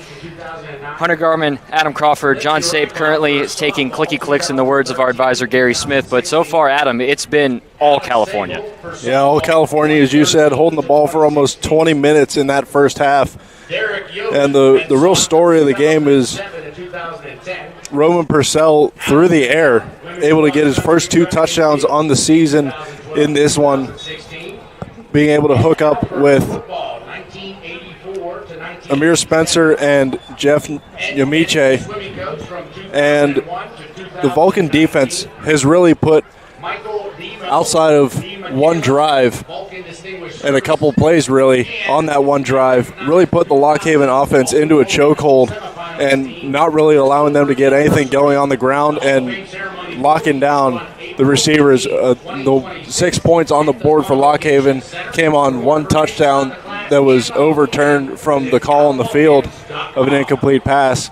And that was just a blown assignment and man coverage. But outside of that, all around, all 3 phases of the game for California have really been on point here today at Adamson Stadium. Yeah, it's been all California so far this game, and Lock Haven just trying to find something going. They had a little bit of a spark, I guess you could say, at the end of the first half with the touchdown, but fortunately kind of turned sour, as Sape was saying at the end, with a blocked extra point. And again, who else but Alexi Sangster Jr. with the block. And so far, the special teams, the defense, the offense, basically all 3 facets of this California team have been rolling. And it's going to be a task for Lock Haven this second half to see if they can just stop them. Yeah, really searching for answers. Found a couple on that last drive, able to hit a couple chunk plays, able to get a few yards on the ground early in the drive, and then, again, the blown assignment on the back end for California led to the touchdown. And the quarterback, Jackson Ostrowski, really uncomfortable throughout most of that first half, dealing with a lot of pressure coming from the California front. They sent a lot of blitzes once they sensed that Lock Haven was going to be passing the ball, and a lot of them were able to hit home. No sacks yet, but really making the job difficult for Ostrowski. Yeah, the presence has been felt by Ostrowski and this offensive line with California bringing the Red Sea as they're wearing all red, and it is a red out today for today's game. But the start of the game, Lock Haven won the toss, I believe, and deferred to the second half, so they will get the ball to start, which for them is good to see if they can even try and double dip a little bit here at the start of this first half. As to kick it away for California is Hayden Boland, and back deep to receive for Lock Haven. There's a couple back there. Looks like Mikey Keys is one of them. As we're ready to get underway here for this third quarter and second half of Vulcan action.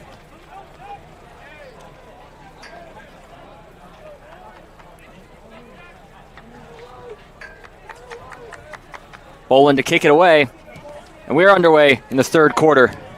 Keys with the return. High pointing it, brings it up past the 10 to the 15, up to the 20, for being wrestled down at about the 25-yard line. And that's where Lock Haven will start their second half. And Lock Haven's going to try to continue to have success on the ground as there's some jawing after that return from the Lock Haven side towards California kickoff team. But yeah, as I mentioned, they're going to have to try to get the run game going to make Ostrowski's job a little bit easier. Not really a scrambling quarterback, able to extend a couple plays there, avoid some sacks in the first half.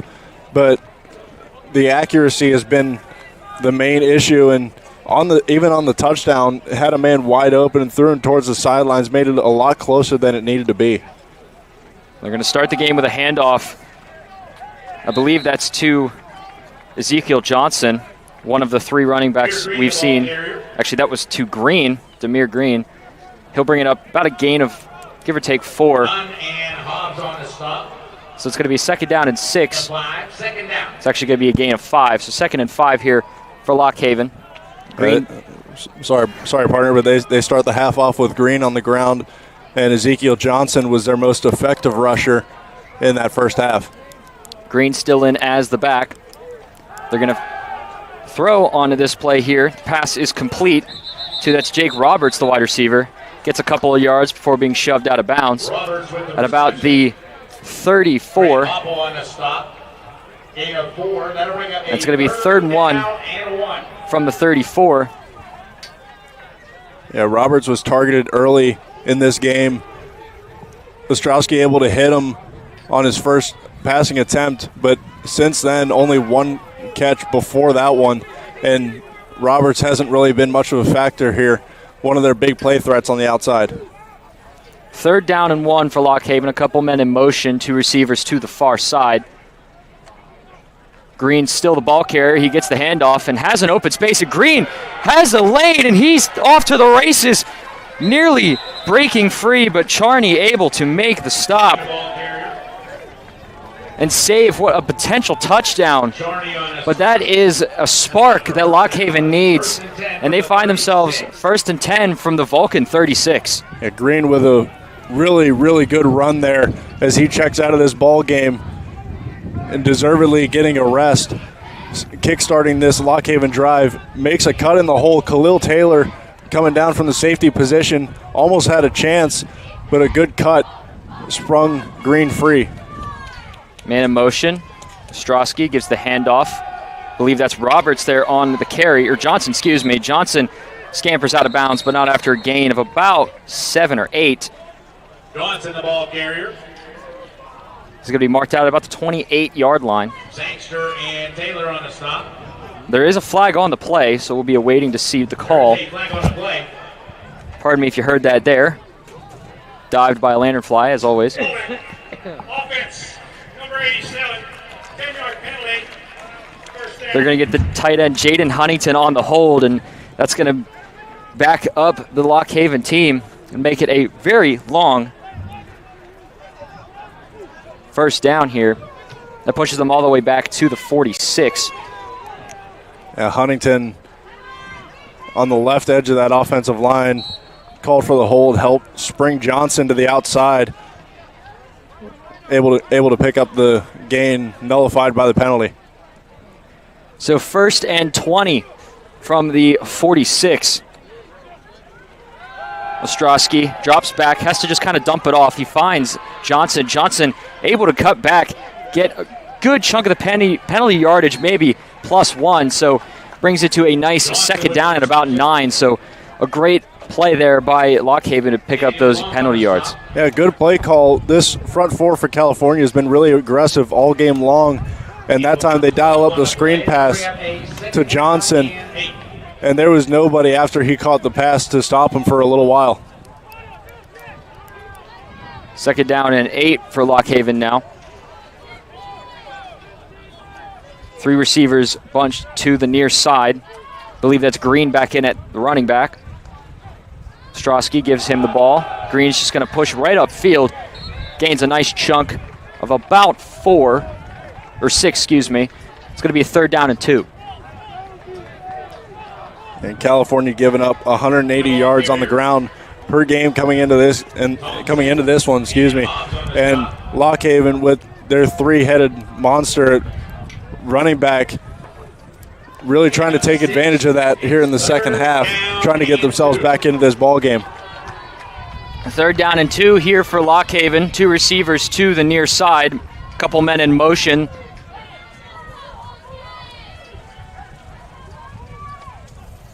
Ostrowski hands it to Green. Green able to cut it upfield and get the 1st down and maybe an extra 1. Gain of about 3. Up to the 24, and it's going to be another fresh set of downs for this Lock Haven team. Demir Green only 6 yards on the ground in that first half. Looking really good here on this first drive to start off the second half. And as I just mentioned, California has been really weak against the run, especially in the second half, the first 2 weeks. 1st and 10 now. Again, another handoff. A new running back is in for Lock Haven. That's Kareem Hathcock. Again, one of the 3-headed dragon, as you said, but gets enough, believe, for a 1st down. And Lock Haven finds himself moving the ball quite effectively. And this is what you wanted to see from Lock Haven, just getting into a bit of a rhythm here. Don't really try to force the issue. Just try to take what the defense gives you. And right now, California's giving up that running play right up the middle for a good chunk of yards at a time. So just keep taking advantage of that. Hathcock again, the back, gives them the ball, muscles his way up for a gain of about 4. This is going to be 2nd down and 6, and as we said, California giving up a lot of run plays right now. We said at the start of the half that California in the past couple games have come out swinging, but as the game goes on, they tend to cool off a little bit, so we'll see if California can tighten up and have that bend not break mentality they've had a few times here deep in their own territory. 2nd down and 7. It's going to be a little flip, an end around, but the Vulcans able to sniff it out. That was a little kind of flip pass to Makai Watson, and he loses helmet, so he's going to have to sit out a play.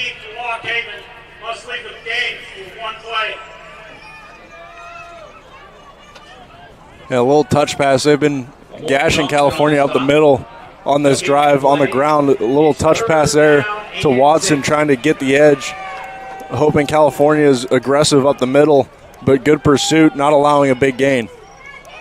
3rd down and 7 for Lock Haven. See if they can convert here. Ostrowski has to just kind of rifle it, but a nice strong catch by Chase Gallagher, the backup tight end. It's not going to be enough for a 1st down, but what a catch. That was an impressive snag with one hand. And Sangster on the tackle in close pursuit. But again, the California pressure making Ostrowski, forcing him to take those quick routes into the flat and those checkdowns, really not able to force the issue down the field. And they're going to go for it here on 4th down. It's going to be a 4th and 4. As 3 receivers to the far side, 1 to the near. I believe it's Ezekiel Johnson in at running back. Ostrowski gets the snap, whistle blown. Timeout will be called by Lockhaven before the snap because they didn't really like what they saw offensively. Yeah, the play clock was winding down there, and you could see the sense of urgency from Ostrowski trying to get the snap off, and Lockhaven's head coach with a pretty good 40 time heading down the sideline, sprinting, trying to get that timeout called. I did notice he was hauling it down the sideline, and some would watching would probably joke and be like, well, put him in, coach. Academic opportunities to Vulcan athletes across 19 programs. Check out the link at calvulcans.com and donate this Tuesday. Coming out of the timeout, it'll be 4th and 4 for Lockhaven. California looking to try and get away with no points if they do go for it. So there is And the offense will still come out to the field, so California hoping to bend but not break and get off the field and force a turnover on downs. Yeah, and you're almost forced to be in 4-down territory, even though it's almost automatic 4-down territory down this close to the goal line. But for Lockhaven, you need points and you need them fast. And they've done a great job at moving the ball down the field on this drive, but they're just taking a good chunk of time to do it. 4th and 4, 2 receivers to either side. That's Johnson in behind Ostrowski in the pistol. He swings out wide. They're going to look, potentially throw his way. End zone shot, intercepted. Who else? Alexi Sangster Jr. His 3rd in 3 consecutive games. Alexi Sangster with the interception. At that time, Connor Foltz, starting out in the slot, went on the corner route with an in route, breaking in from the outside. Vulcans go man coverage. Sangster, the safety, matched up on Foltz, and the pressure forced Ostrowski to roll out to his right. But if that pressure is not there and Ostrowski sees him coming out of his break, Foltz had a step towards the back pylon in the end zone.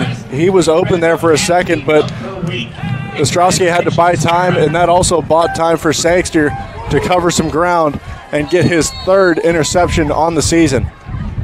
Alexi Sangster proving to be vital for that California defense is now with the interception in the end zone. It brings the ball out to the 20 as the Vulcans get to work on offense for their first drive. Quick pass to Nyamache for a gain of about 4 or 5. It's going to be 2nd and medium. And something really encouraging from that first half, and hopefully for the Vulcans, they're able to lean on it in the second half. But Bobby Boyd looked really good, getting 52 yards in that first half on 9 carries, over 5 yards per carry. And if you're trying to wind down this clock and lean on that run game, especially once we get into the 4th quarter, protect that lead, Bobby Boyd's your guy. 2nd and 7. Purcell has to dump it off, gets it complete to Johnson for forward progress. Actually breaks free from the tackle, and Johnson able to get a couple extra yards. What a move by DeVay Johnson. Yeah, Johnson was wrapped up there, but kept the legs moving. And as the Lockhaven defender fell down, he was still on his feet and able to break free. Good job with the second effort picking up the first. California wasting no time to get back to the line as Purcell looks deep, has Johnson, but a little bit overthrown as it sails over Johnson's head. And that's Dante London in coverage, who is diving out for a potential interception. Yeah, London almost looked like running the route for DeVay Johnson, running the go ball on the near sideline. Good coverage, able to give Purcell nowhere to throw that ball. Purcell just kind of threw it away upfield. 2nd down and 10 for California. On the near side is Vulcan basketball player and football player Keandre DeShields. Going to be a handoff to Boyd. Boyd able to cut it upfield. Boyd and his shiftiness able to get the first down and muscles for a couple more. Bobby Boyd with a nice run. A good blocking from the receivers there on the perimeter, giving Bobby Boyd the lane to cut it upfield, and a good burst, giving him the first down.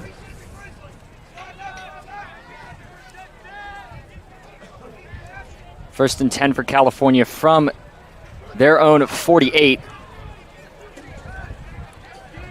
Boyd's excellent vision has been on display today. A lot of inside zone and outside zone running schemes. And the Vulcan offensive line doing a good job of getting the initial push and letting the holes open themselves. And Boyd's doing a great job at finding them. Purcell in the pistol. He's going to keep it under pressure, and he gets brought down for the sack. That's big number 91. Jakir Maxim on the sack. And the Lock Haven defense gets a little bit of a spark. Yeah, haven't really seen much pressure on Purcell yet today. Most of his runs have been designed quarterback keepers or read options. And that time, as you said, Maxim just flying through the offensive line, able to bring Purcell down as soon as he broke out of the play action fake. 2nd and 17 now for California. Purcell drops back, just has to dump it off. Tipped away by Boyd, but intercepted, and back the other way goes Lock Haven. Has a convoy, and he will rumble into the end zone for a touchdown as he drops it, but is able to fall back on it. But there is a flag down. What a series of events. That's Rocco Daughtry, who had the interception and rumbled back for the touchdown. We'll have to wait and see the call. But what a series of events. Yeah, Purcell had pressure there from Maxim again. Tried to dump it off to Boyd on the screen. Boyd deflected it right into the hands of the Lock Haven defender. Illegal blindside block on Lock Haven. 15 yards penalty from the spot of the foul. Lock Haven, first down. So the interception will stand, but an illegal blindside block on the return will move them back 15 yards from where the penalty occurred. So the ball will be placed at the California 30, but a wild turn of events here as the Lock Haven defense gets a stop and an interception. And that time, just right place, right time there for Lock Haven defensively, forcing the issue and forcing a mistake from California on offense.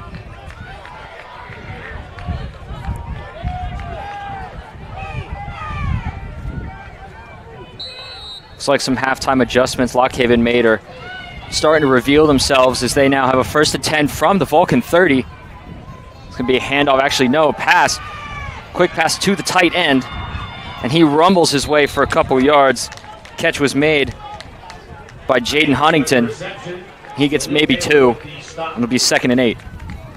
Yeah, quick little run pass option there with Huntington running out into the flat as another option for Ostrowski.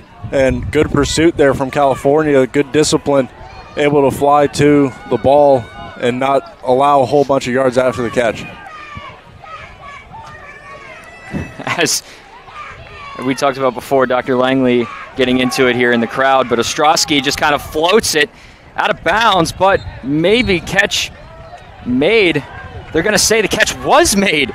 Nice sideline toe tap grab by Mekhi Watson. Yeah, Watson, since he was close to the sideline, started chopping his feet. His right foot was down the whole time as he brought in that catch, but we couldn't really tell from up here whether that left foot hit as he made the catch, but good awareness on that sideline by Mekhi Watson. 1st and 10, Vulcans moving the ball, as we said. Dr. Langley in the crowd trying to get everybody up on their feet and making some noise. But 1st and 10 from the 17. Man in motion, that's Roberts. They're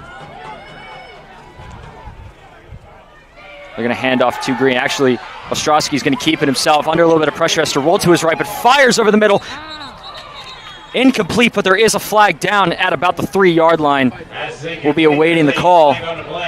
was thrown into the secondary, so more than likely defensive, bearing any offensive PI or something like that. And no one really opened that time for Lockhaven. Ostrowski doing, again, a really good job at extending the play, giving his receivers a chance to get open. And that time just kind of threw it up for grabs, almost into triple coverage in the end zone. We need the official call. Holding. Defense, number 4. At the distance of the goal. They're going to get Keon Powell on a defensive holding call before the pass. It's going to be half the distance to the goal. And just like that, Lockhaven finds themselves first and goal from the 9-yard line. And that's typically when you see those defensive holding plays, when the play breaks down, quarterback's scrambling, and the receivers are just working to get open. They start stemming off of their conventional routes, and the defenders are just trying to stay in front of them no matter what way they can. First and goal from the 9. Ostrowski gives it to Green. Green trying to force his way up, gets maybe 2 or 3. That's going to be second and goal from the 6. This Lockhaven offensive line has come out swinging here in the second half. There's an injured player, and that's a Vulcan down on the field. That's number 55, Courtney Dunn Jr. They tend to look at him. Appears to be very unsettled.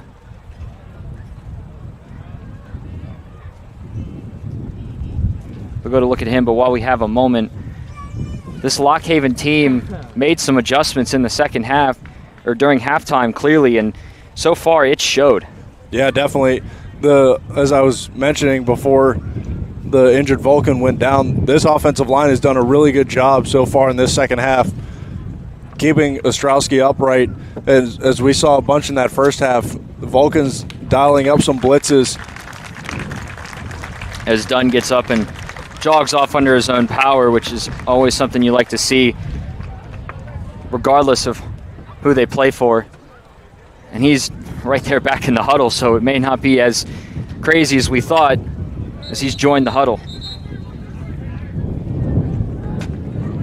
And these receivers for Lockhaven are going to have to step up and keep making plays. They're doing a good job at making plays at crucial times whenever they need to extend a drive or what have you. But again, this offensive line is going to be the key to Lockhaven getting back into this game.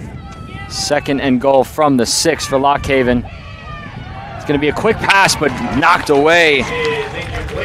That's Rafiq Hilliard on the breakup there. Great awareness by Hilliard to sense the pass. Excuse me, not Hilliard. It was Grant Hoppel. Excuse me. One of the members of the Lockhaven offensive line is down. That's number 62. Logan Keller getting up kind of slow as he walks off the field. But, yeah, Hoppel did a great job at reading the eyes of Ostrowski and getting his hand up in the way of that pass.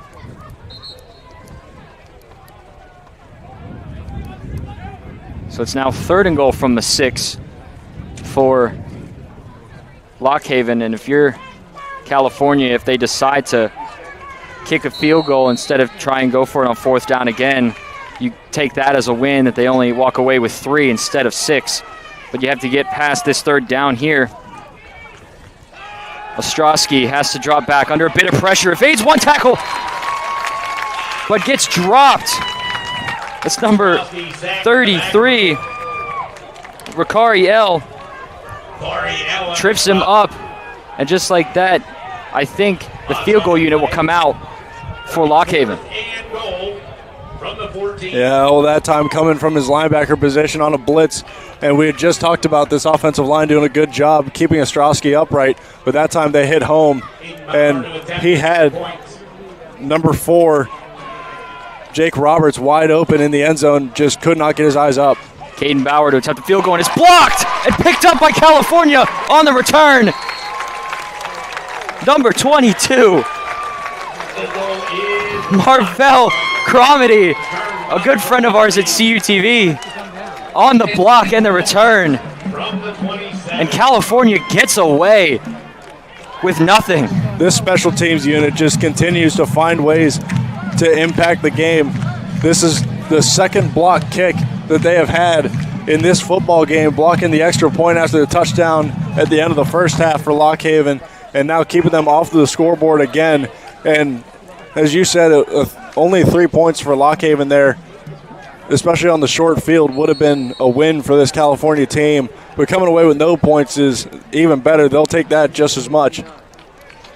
Just like that's a turnover on downs in favor of California. 1st and 10 from the 28.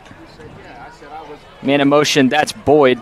Purcell's going to keep it himself. Purcell able to find a gap in the offensive line and it cuts it upfield.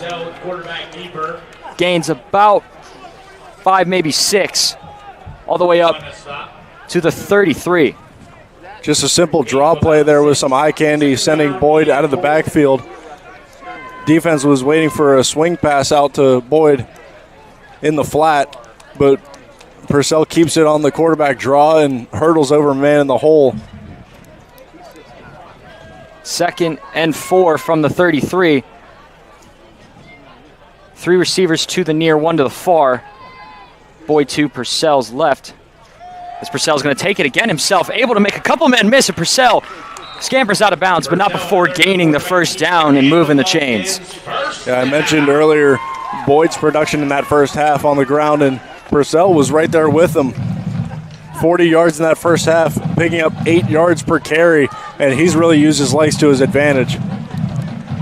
We've seen Purcell do this kind of design QB run plenty of times already in the first 3 games, and he's not afraid to put his body out there and try and get yards for the cause of California, looking like Davis Black from last year. But 1st and 10, Purcell drops back looking, and he's the deep ball, has Nyamache, but just out of his hands, and he hits the ground hard. He gets up, is able to go back to the huddle, but he's going to come out for a little bit here. Yeah, Purcell with a good read. Yamache able to blow by the cornerback in coverage. Purcell with a good ball, and Yamache just slowed up a little bit, expecting that ball to get on him a little bit quicker than it did, and kind of threw off the timing of that route. 2nd and 10 from the 41. Purcell gives it to Boyd. Boyd able to cut it upfield a little bit. Boyd escaping a tackle. Gets met about a yard or 2 short of the first down. It's going to be a 3rd and 8.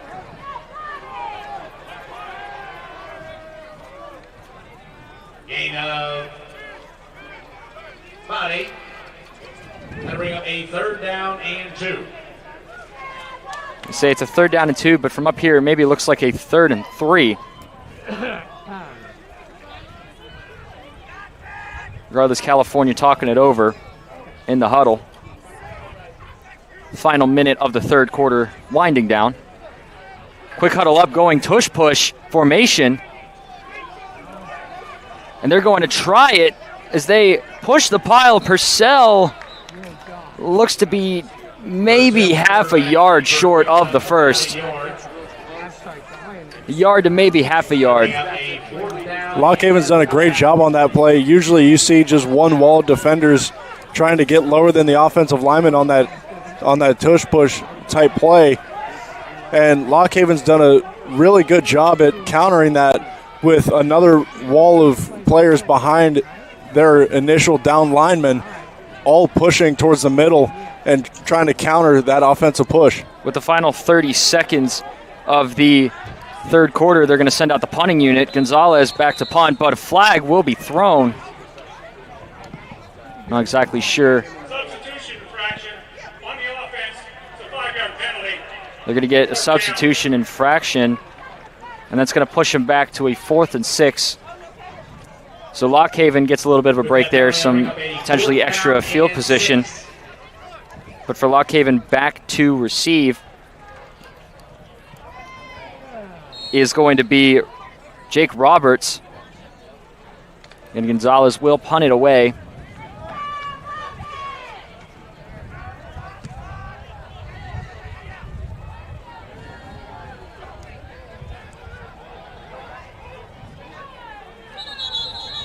Another whistle blows. It's going to be a timeout called I think. Actually, no, they're going to let it go. That's the end of the third quarter. The score, 35-6, no change. You're watching CUTV, CUTV Sports 1, the PSAC Digital Network. We'll be right back. Season 2 of the Audrey Emmerich era is at hand for Vulcan Volleyball, and you will have the best seat in the house. 12 home games against regional foes and PSAC opponents highlight the schedule. You will be at the edge of your seat at the Convocation Center as you watch the Vulcans fight to the postseason and beyond. All home games will be aired live on CUTV Sports 1, PSAC Digital Network, and CUTV Cable on Armstrong and Breezeline. Make sure to follow Cal Vulcans for up-to-date news and info.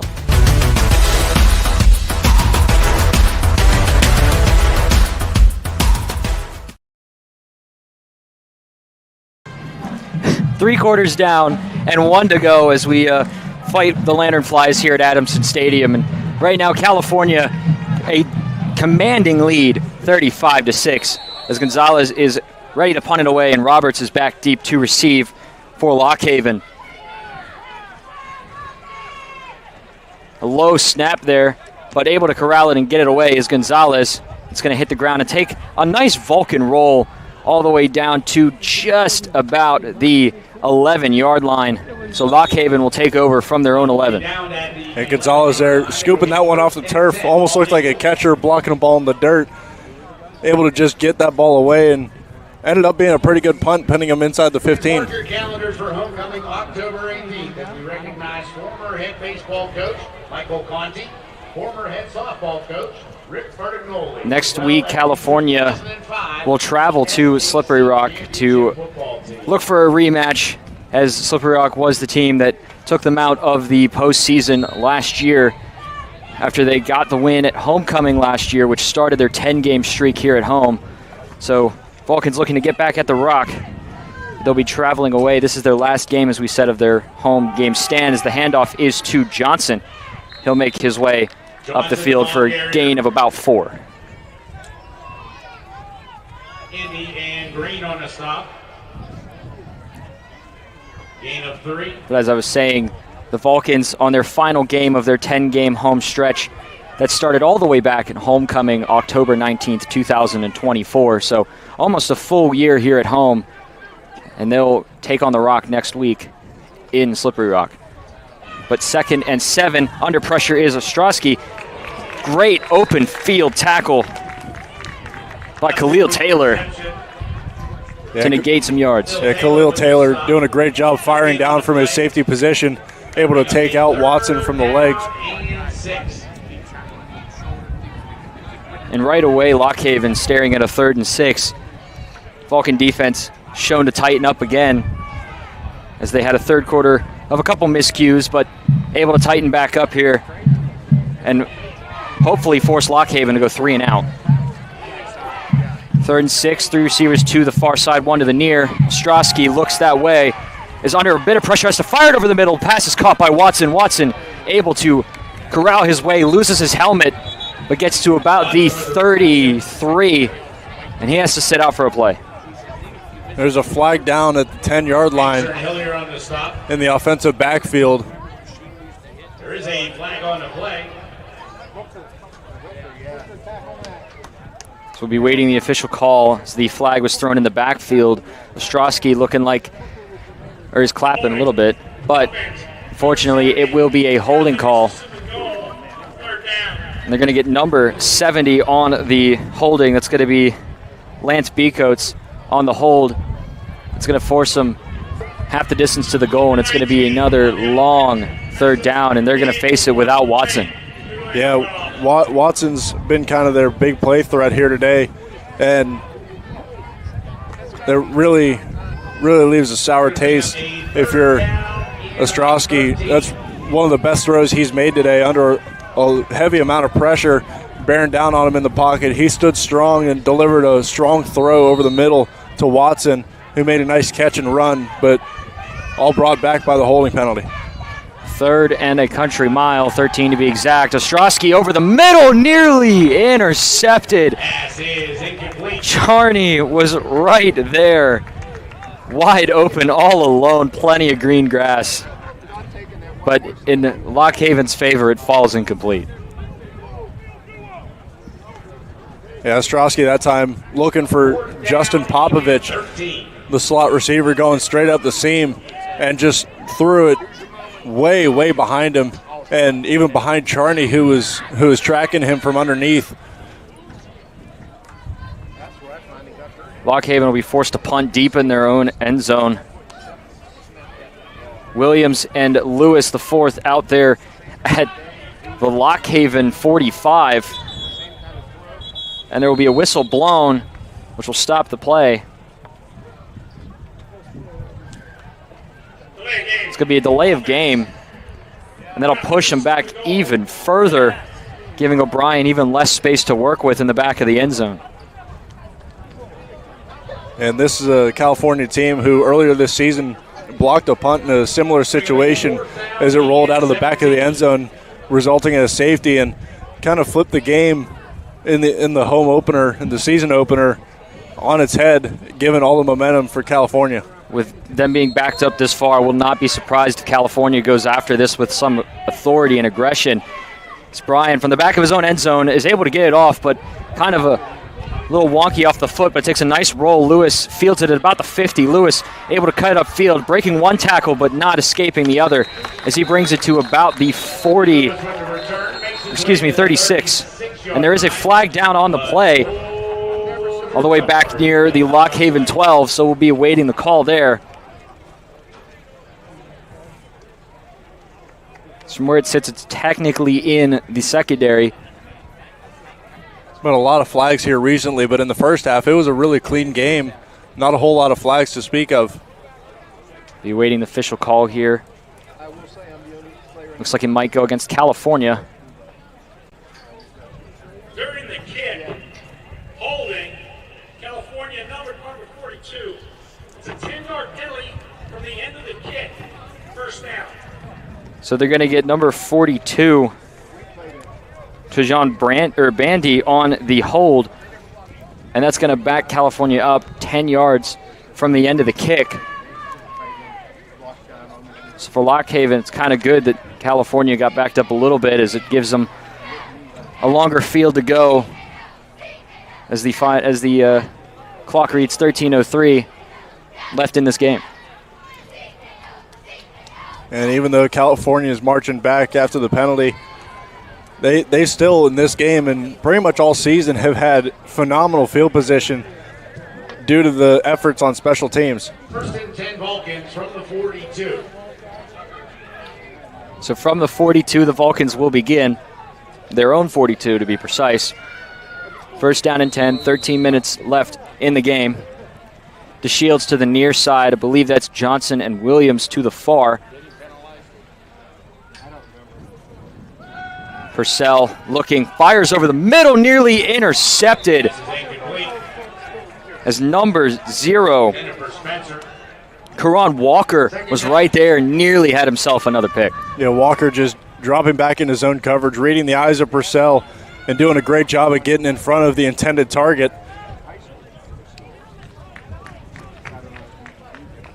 Vulcan's lucky that fell incomplete, as a couple of Bald Eagles were right in there to potentially make a play on an interception, and California faces second down and 10.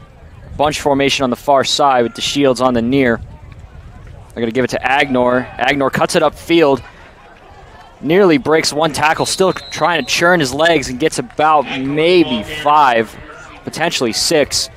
Let's say about 5. It's going to be 3rd and 5 for California already. And this has been a big game for Kendrick Agnor, the running back that comes in place of Bobby Boyd, getting some action here in the second half. And this is probably the best he's looked all season long, only picking up about 2.5 yards a carry coming into this one, but right around 6 per carry so far in this game. Purcell drops back, fires over the middle again, but just a little too low, intended for Johnson. It's going to be 4th down. Another 3 and out for California. And Purcell, as soon as he let that go, you could tell wanted that one back. He knew he had his man past the sticks, and just couldn't hit them. So Lock Haven forces another 3-and-out. Roberts goes back to receive the punt, and Gonzalez will come out to kick it away.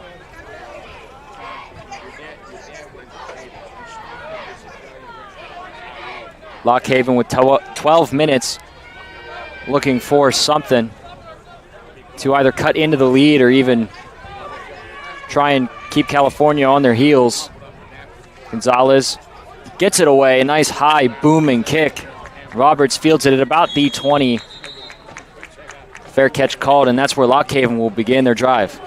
Is fair caught at the 20-yard line. It'll be first and 10. And while we have a moment, here is defense for California and the offense for Lock Haven comes out. We'd like to thank one of the helpers producing this game. So in this this contest, Marisa Mara, helping cue us back in from our commercial breaks in her CUTV debut.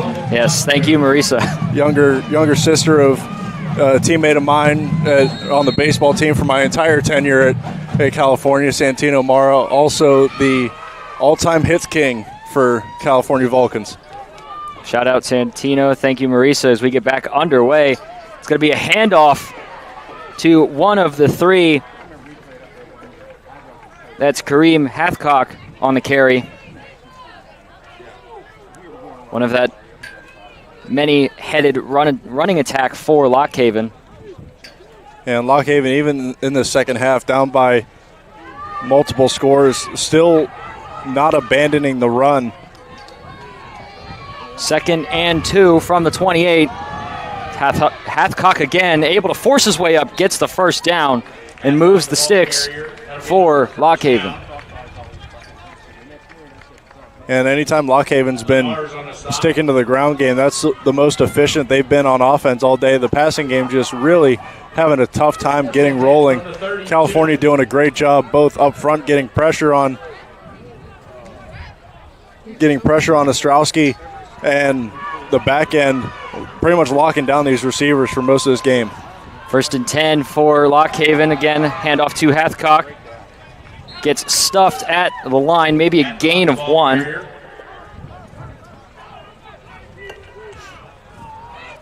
And Beza on the stop. It's going to be 2nd and 9 here for Lock Haven. That'll bring up a 2nd down and 8. They're going to get a long 1-yard gain. Looks like 1.5 from where the ball's placed, but they're going to say it's 1.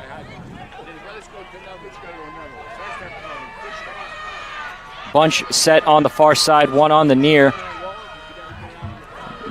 Going to keep it himself this time, and a pass dumped down to his tight end, number 81, Chase Gallagher, the backup tight end technically on the 2 deep.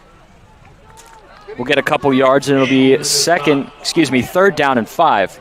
And those run-pass options can be really difficult for a defense with those linebackers seeing the play fake. If the quarterback pulls it and dumps it off to that tight end running out into the flat, it can be really difficult for a defense to recover. But California, knowing and trusting what they see on film, have done a great job pursuing the ball and not allowing a whole bunch after the catch. 3rd and 5 here for Lock Haven. Crowd starting to get into it. 9:30 and change left. Ostrowski heaves it. Incomplete. A little bit out of the reach. Intended for Connor Foltz. Some extra whistles after the play. There's a flag down on that side near Lock Haven's bench at about the 41. That's going to be a defensive hold. That penalty is going to go against number 28, Tavin Willis. And it'll be a fresh set of downs for Lock Haven. You can see as the receiver broke out of the top of his route, heading out towards the sidelines, Tavin Willis just had that hand on the hip, and more often than not, that's going to draw a flag from the officials. 1st and 10, fresh set of downs. A little bit of extra movement as Ostrowski kind of gets it off, able to complete to his man.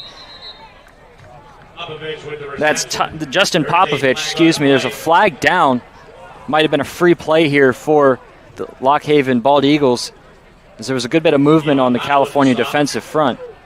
And something I've noticed for Lock Haven offensively, usually when the quarterback's cadence involves that clap to indicate the snap coming off, usually it's pretty simultaneous, but there's been a delay after the clap.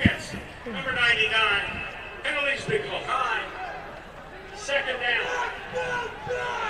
There's been a good bit of delay between the clap and the snapping of the ball, and there's been some extra movement up front all day, but it's so tough to officiate. But that time, California clearly offsides. That was Keith Spell, who was at fault for the offside penalty. They're going to decline. It's going to be 2nd and 1, and the handoff, actually, it's going to stay with Ostrowski, who kind of just barrels forward and gets the first down. Ostrowski, quarterback keeper. That's the first time today we've seen Ostrowski call his own number on a design quarterback run. 42. And again, Lock Haven knowing that through the air they're just not really in rhythm, keeping things on the ground and moving the football pretty well here in the second half. First down and 10 for the Bald Eagles. Ostrowski back deep.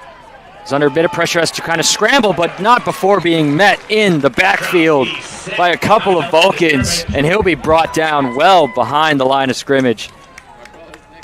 Dunn and Thomas on the stop. Dunn and Thomas combined for the sack, and it's going to be a 2nd and very long 17 for the Bald Eagles. As Ostrowski started to step up, he's not going to get credit for the sack, but he certainly contributed to it. Number 96, Josh Huff, made him go back into the arms of the other California rushers. Ostrowski, under a little bit of pressure, has to set his feet and heaves one intended for Roberts, bobbled. It doesn't look like he gained control, but they're going to say it's a catch. Gains the penalty yards back. I know you're saying, Adam, that it didn't really look like a completed catch, but they're going to say it was.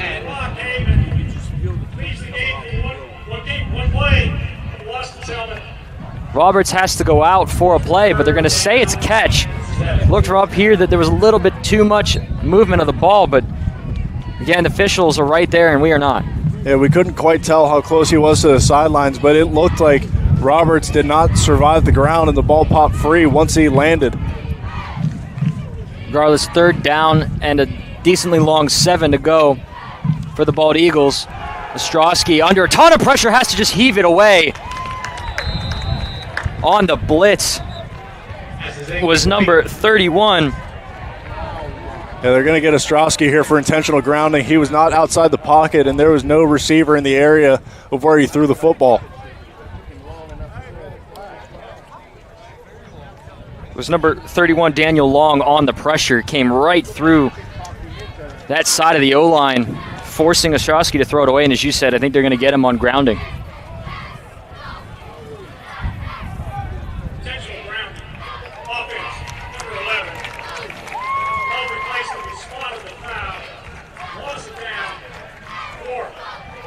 That's going to be 4th down and a country mile. And the offense staying out on the field. A 4th and 17 look. And the offense is going to stay out there. Yeah, Lock Haven not going to concede this contest as my papers start flying everywhere as the wind starts kicking up, and trying to hold it down with a pen, but it's not quite working. Just doesn't have enough weight to it. Nope. 4th and 17. Offense stays out. Vulcans bring the pressure. Ostrowski met instantly in the backfield and brought down. That's long again. And the 4th and 17, the Vulcans stand and get excellent field position on the turnover of downs. Yeah, this second half, California's done a great job whenever Lock Haven does drop back to pass at really disrupting Ostrowski and finally hitting home on a couple occasions. Vulcans have brought the pressure almost all day, making Ostrowski just have to kind of fight for his life in the pocket. The few throws he was able to make either were just California not hitting home right away, or unfortunately brought back by some holding calls that allowed Ostrowski to make the throw in the first place.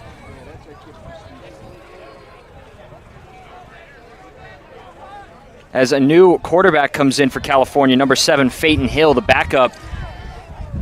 As Coach Dunn content with the lead, calling the dogs off slightly. It's going to be a little handoff to another new face for California, one of the backup running backs. That's Craigette on the carry. Second down and 9. It's going to be 2nd and 9 after a gain of 1. And they're just content to let the clock, roll. As I can't talk today either, apparently. It's okay. You did fight a lantern fly off my back, which I really appreciate. Of course, I got you all day. 2nd down and 9 for California. Clock rolling, 6:30 and under. Hill drops back to pass. Over the middle, caught by Keandre DeShields.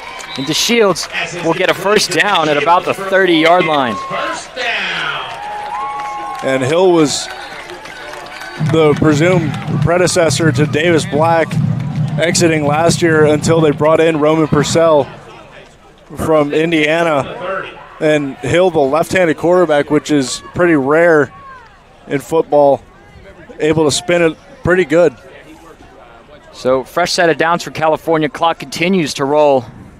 Man in motion, that's Williams.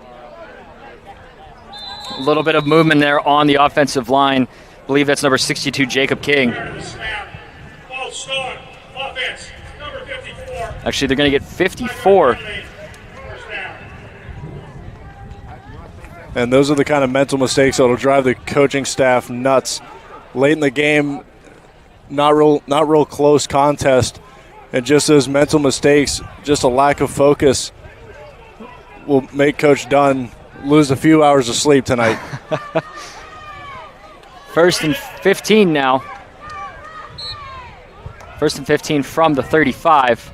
Man in motion again, that's Williams. Back in motion again. They're going to hand off to Craigette again. Craigette able to get the penalty yards back, maybe one extra. It's going to be a 2nd and about 10. They're going to say he got an extra yard, so it's going to be a 2nd and 9 from the 29. And Craigette getting his first action so far this season here late in this one, along with Peyton Hill. Craigette with a nice jump cut there in the hole to get some extra yardage. Craigette to Hill's right. Hill drop back to pass again. Is actually going to keep this time. Gets a couple of yards before being wrestled down at about the 25, maybe 24. That's going to bring up a 3rd down and 4. It's going to be 3rd and 4 from the 24 as Rowan Hershey goes out for Spencer. So they're going to bring a little bit of a heavier package here on 3rd down. And Hill's another mobile quarterback that California loves to bring in. Not afraid to use his legs to pick up some extra yards there on the quarterback draw. 3rd and 4, 4 minutes, under 4.5 minutes to go in this game. Hill's going to keep it himself again as he tries to cut it outside, but is going to be brought down for a loss. And a flag comes in late as Hill gets wrestled out of bounds. And that's going to be a first down, an automatic first down for California.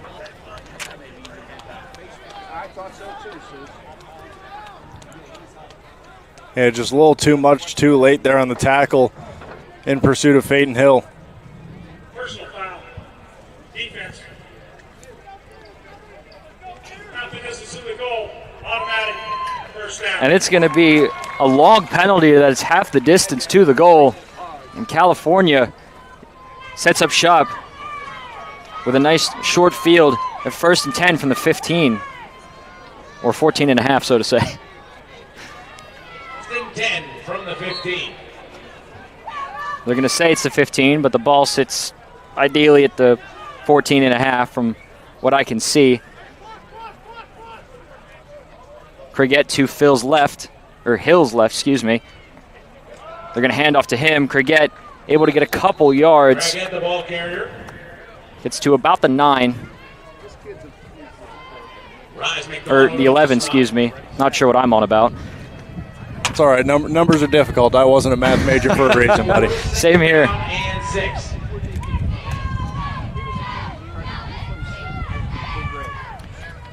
Second down and 7 from the 11. DeShields on the near side. That's Yamache and Spencer on the far.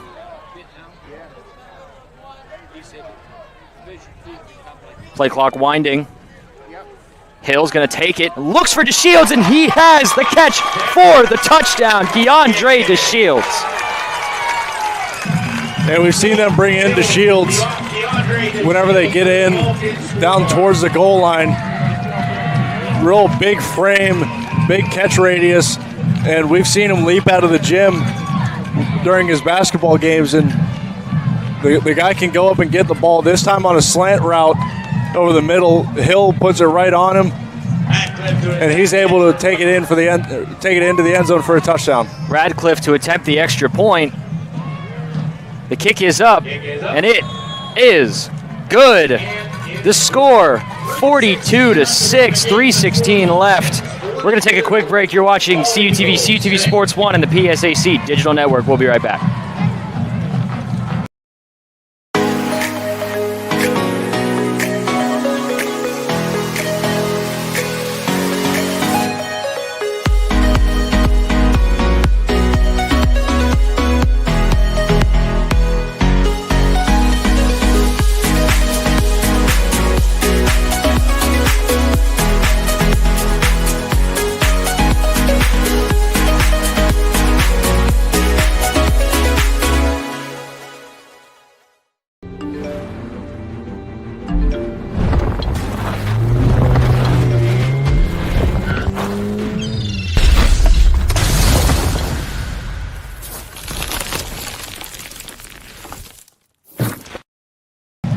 During the break, we had an unsportsmanlike conduct call against Markel Morgan on Lockhaven. That penalty would be enforced on the kickoff after the Keandre DeShields touchdown on the throw from Phaeton Hill. So the backups even getting in on the action here at Adamson Stadium on this beautiful September Saturday afternoon. Again, Hunter Garman with Adam Crawford, and it's been all California pretty much all game. Yeah, with the exception of maybe one or two drives that Lockhaven came away with points on one of them, and really wish they could have come away with points on another on the blocked field goal. California's defense just had them in a chokehold, and the offense has been moving the ball at will. So, and with the special teams coming in, this is all you could ask for California. Boland kick it off, and it's going to sail out of the back of the end zone for the touchback. And again, a little bit of extracurriculars happening as the refs try and run in to break it up, and the cheerleaders and Blaze over there getting their workout in for sure today as California racks up 42 points with 3:16 remaining. Yeah, we talked about it earlier with the test coming up next week on the road, their first road game of the season at at Slippery Rock, home against Seton Hill the following week. They're at Slippery Rock next week under the lights against a really, really good team, and we mentioned a couple times the team that kicked them out of the NCAA tournament last season. This is exactly the kind of game that you were looking for if you're California. Real momentum and morale booster here. Another quarterback comes in for Lockhaven this time, number 18. It's Cole Transu. I cannot talk today. He's the ball carrier. Another new running back in for Lockhaven as well. Gain on a play, second down. I believe that was Teets on the carry. No gain on the play. It's going to be 2nd and 10 from the 25. It's going to be first throw, just kind of dump off, get a couple of yardage. Pass is going to be complete to number 89, Silstra, the tight end, one of the backup tight ends. It's going to be a gain of about 5, 3rd down and 5 from the 30. Now 5, that'll bring up a 3rd down and 5 from the 30.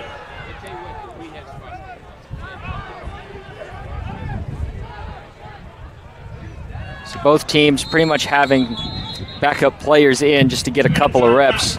And that is the 2-minute warning of the game so far. We're going to keep it here as the wind decides it wants to enter today and make its presence known as Adam is losing. I'm losing everything. All the papers. Thank you. We're losing everything here. The wind's picking up. Crowd is hyped. Highlighters, pens, papers. You name it. You name it. It's gone. If it's in my possession, it is no longer in my possession.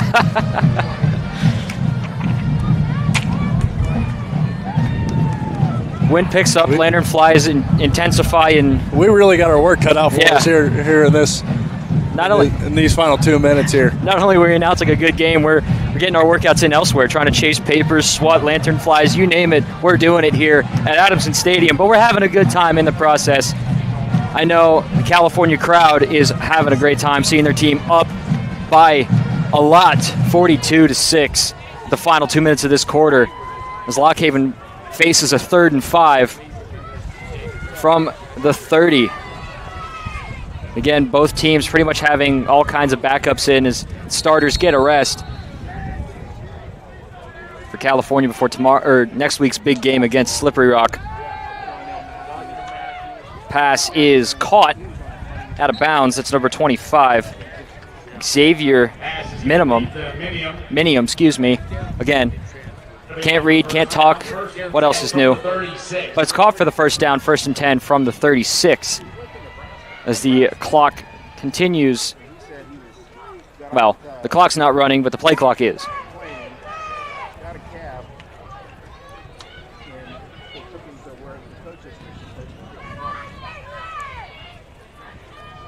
First and 10, 2 receivers to the near side, 1 to the far. It's going to be a handoff again. Big run there by Florence. And a flag is thrown at about midfield. Florence, the ball carrier. There is a flag. We'll have to see what the flag is about. From where it sits and where the ball was originally, it's in the secondary. Personal foul. Face mask penalty. They're going to get number 37, Khalil Epps, on the face mask call, and it's going to be a huge chunk of yards for Lock Haven, which will make it a 1st and 10 from the Vulcan 40.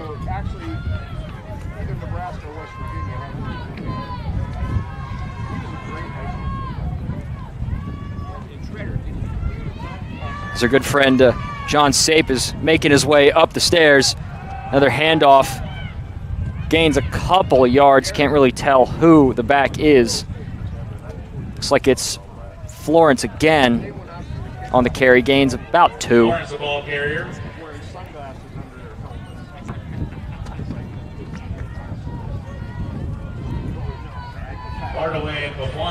John Sape has decided to not join us for the final minute and a half of the game.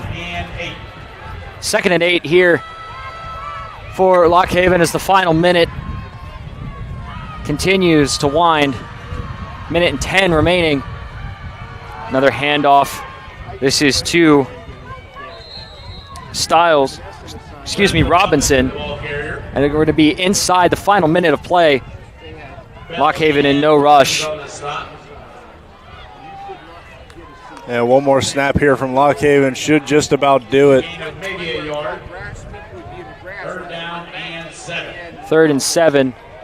Final seconds tick away here at Adamson Stadium, California, with the commanding victory, 42-6. And certainly a few things for California to clean up before Slippery Rock next week, but all in all, you have to be really, really proud of the effort that they put in here today. Designed quarterback keeper by the backup Cole Transu. Whistles blow, helmet comes off. Number 18, Lock Haven, must leave the game for 1 play. Transu goes out for a play as probably the final play of the game as his helmet comes off after the run. I'll tell you what, partner, our statisticians should start keeping track of how many helmets come off during the games, because throughout these first 3 weeks of the season, it has really been alarming how many loose chin straps there are down on the field. It's been wild, the amount of helmets that have come off, and they're just going to let the clock run, and that is going to do it. California takes the victory 42-6 in a commanding win in their final game of their 10-game home stretch. It started all the way back in October of last year. Crawford, any final thoughts? I mean, we pretty much touched on it all. I mean, California just from start to finish put the pedal to the metal and just didn't let off. Lockhaven kept fighting, kept searching for answers, but in the end, California just the better squad in this one. And that will do it.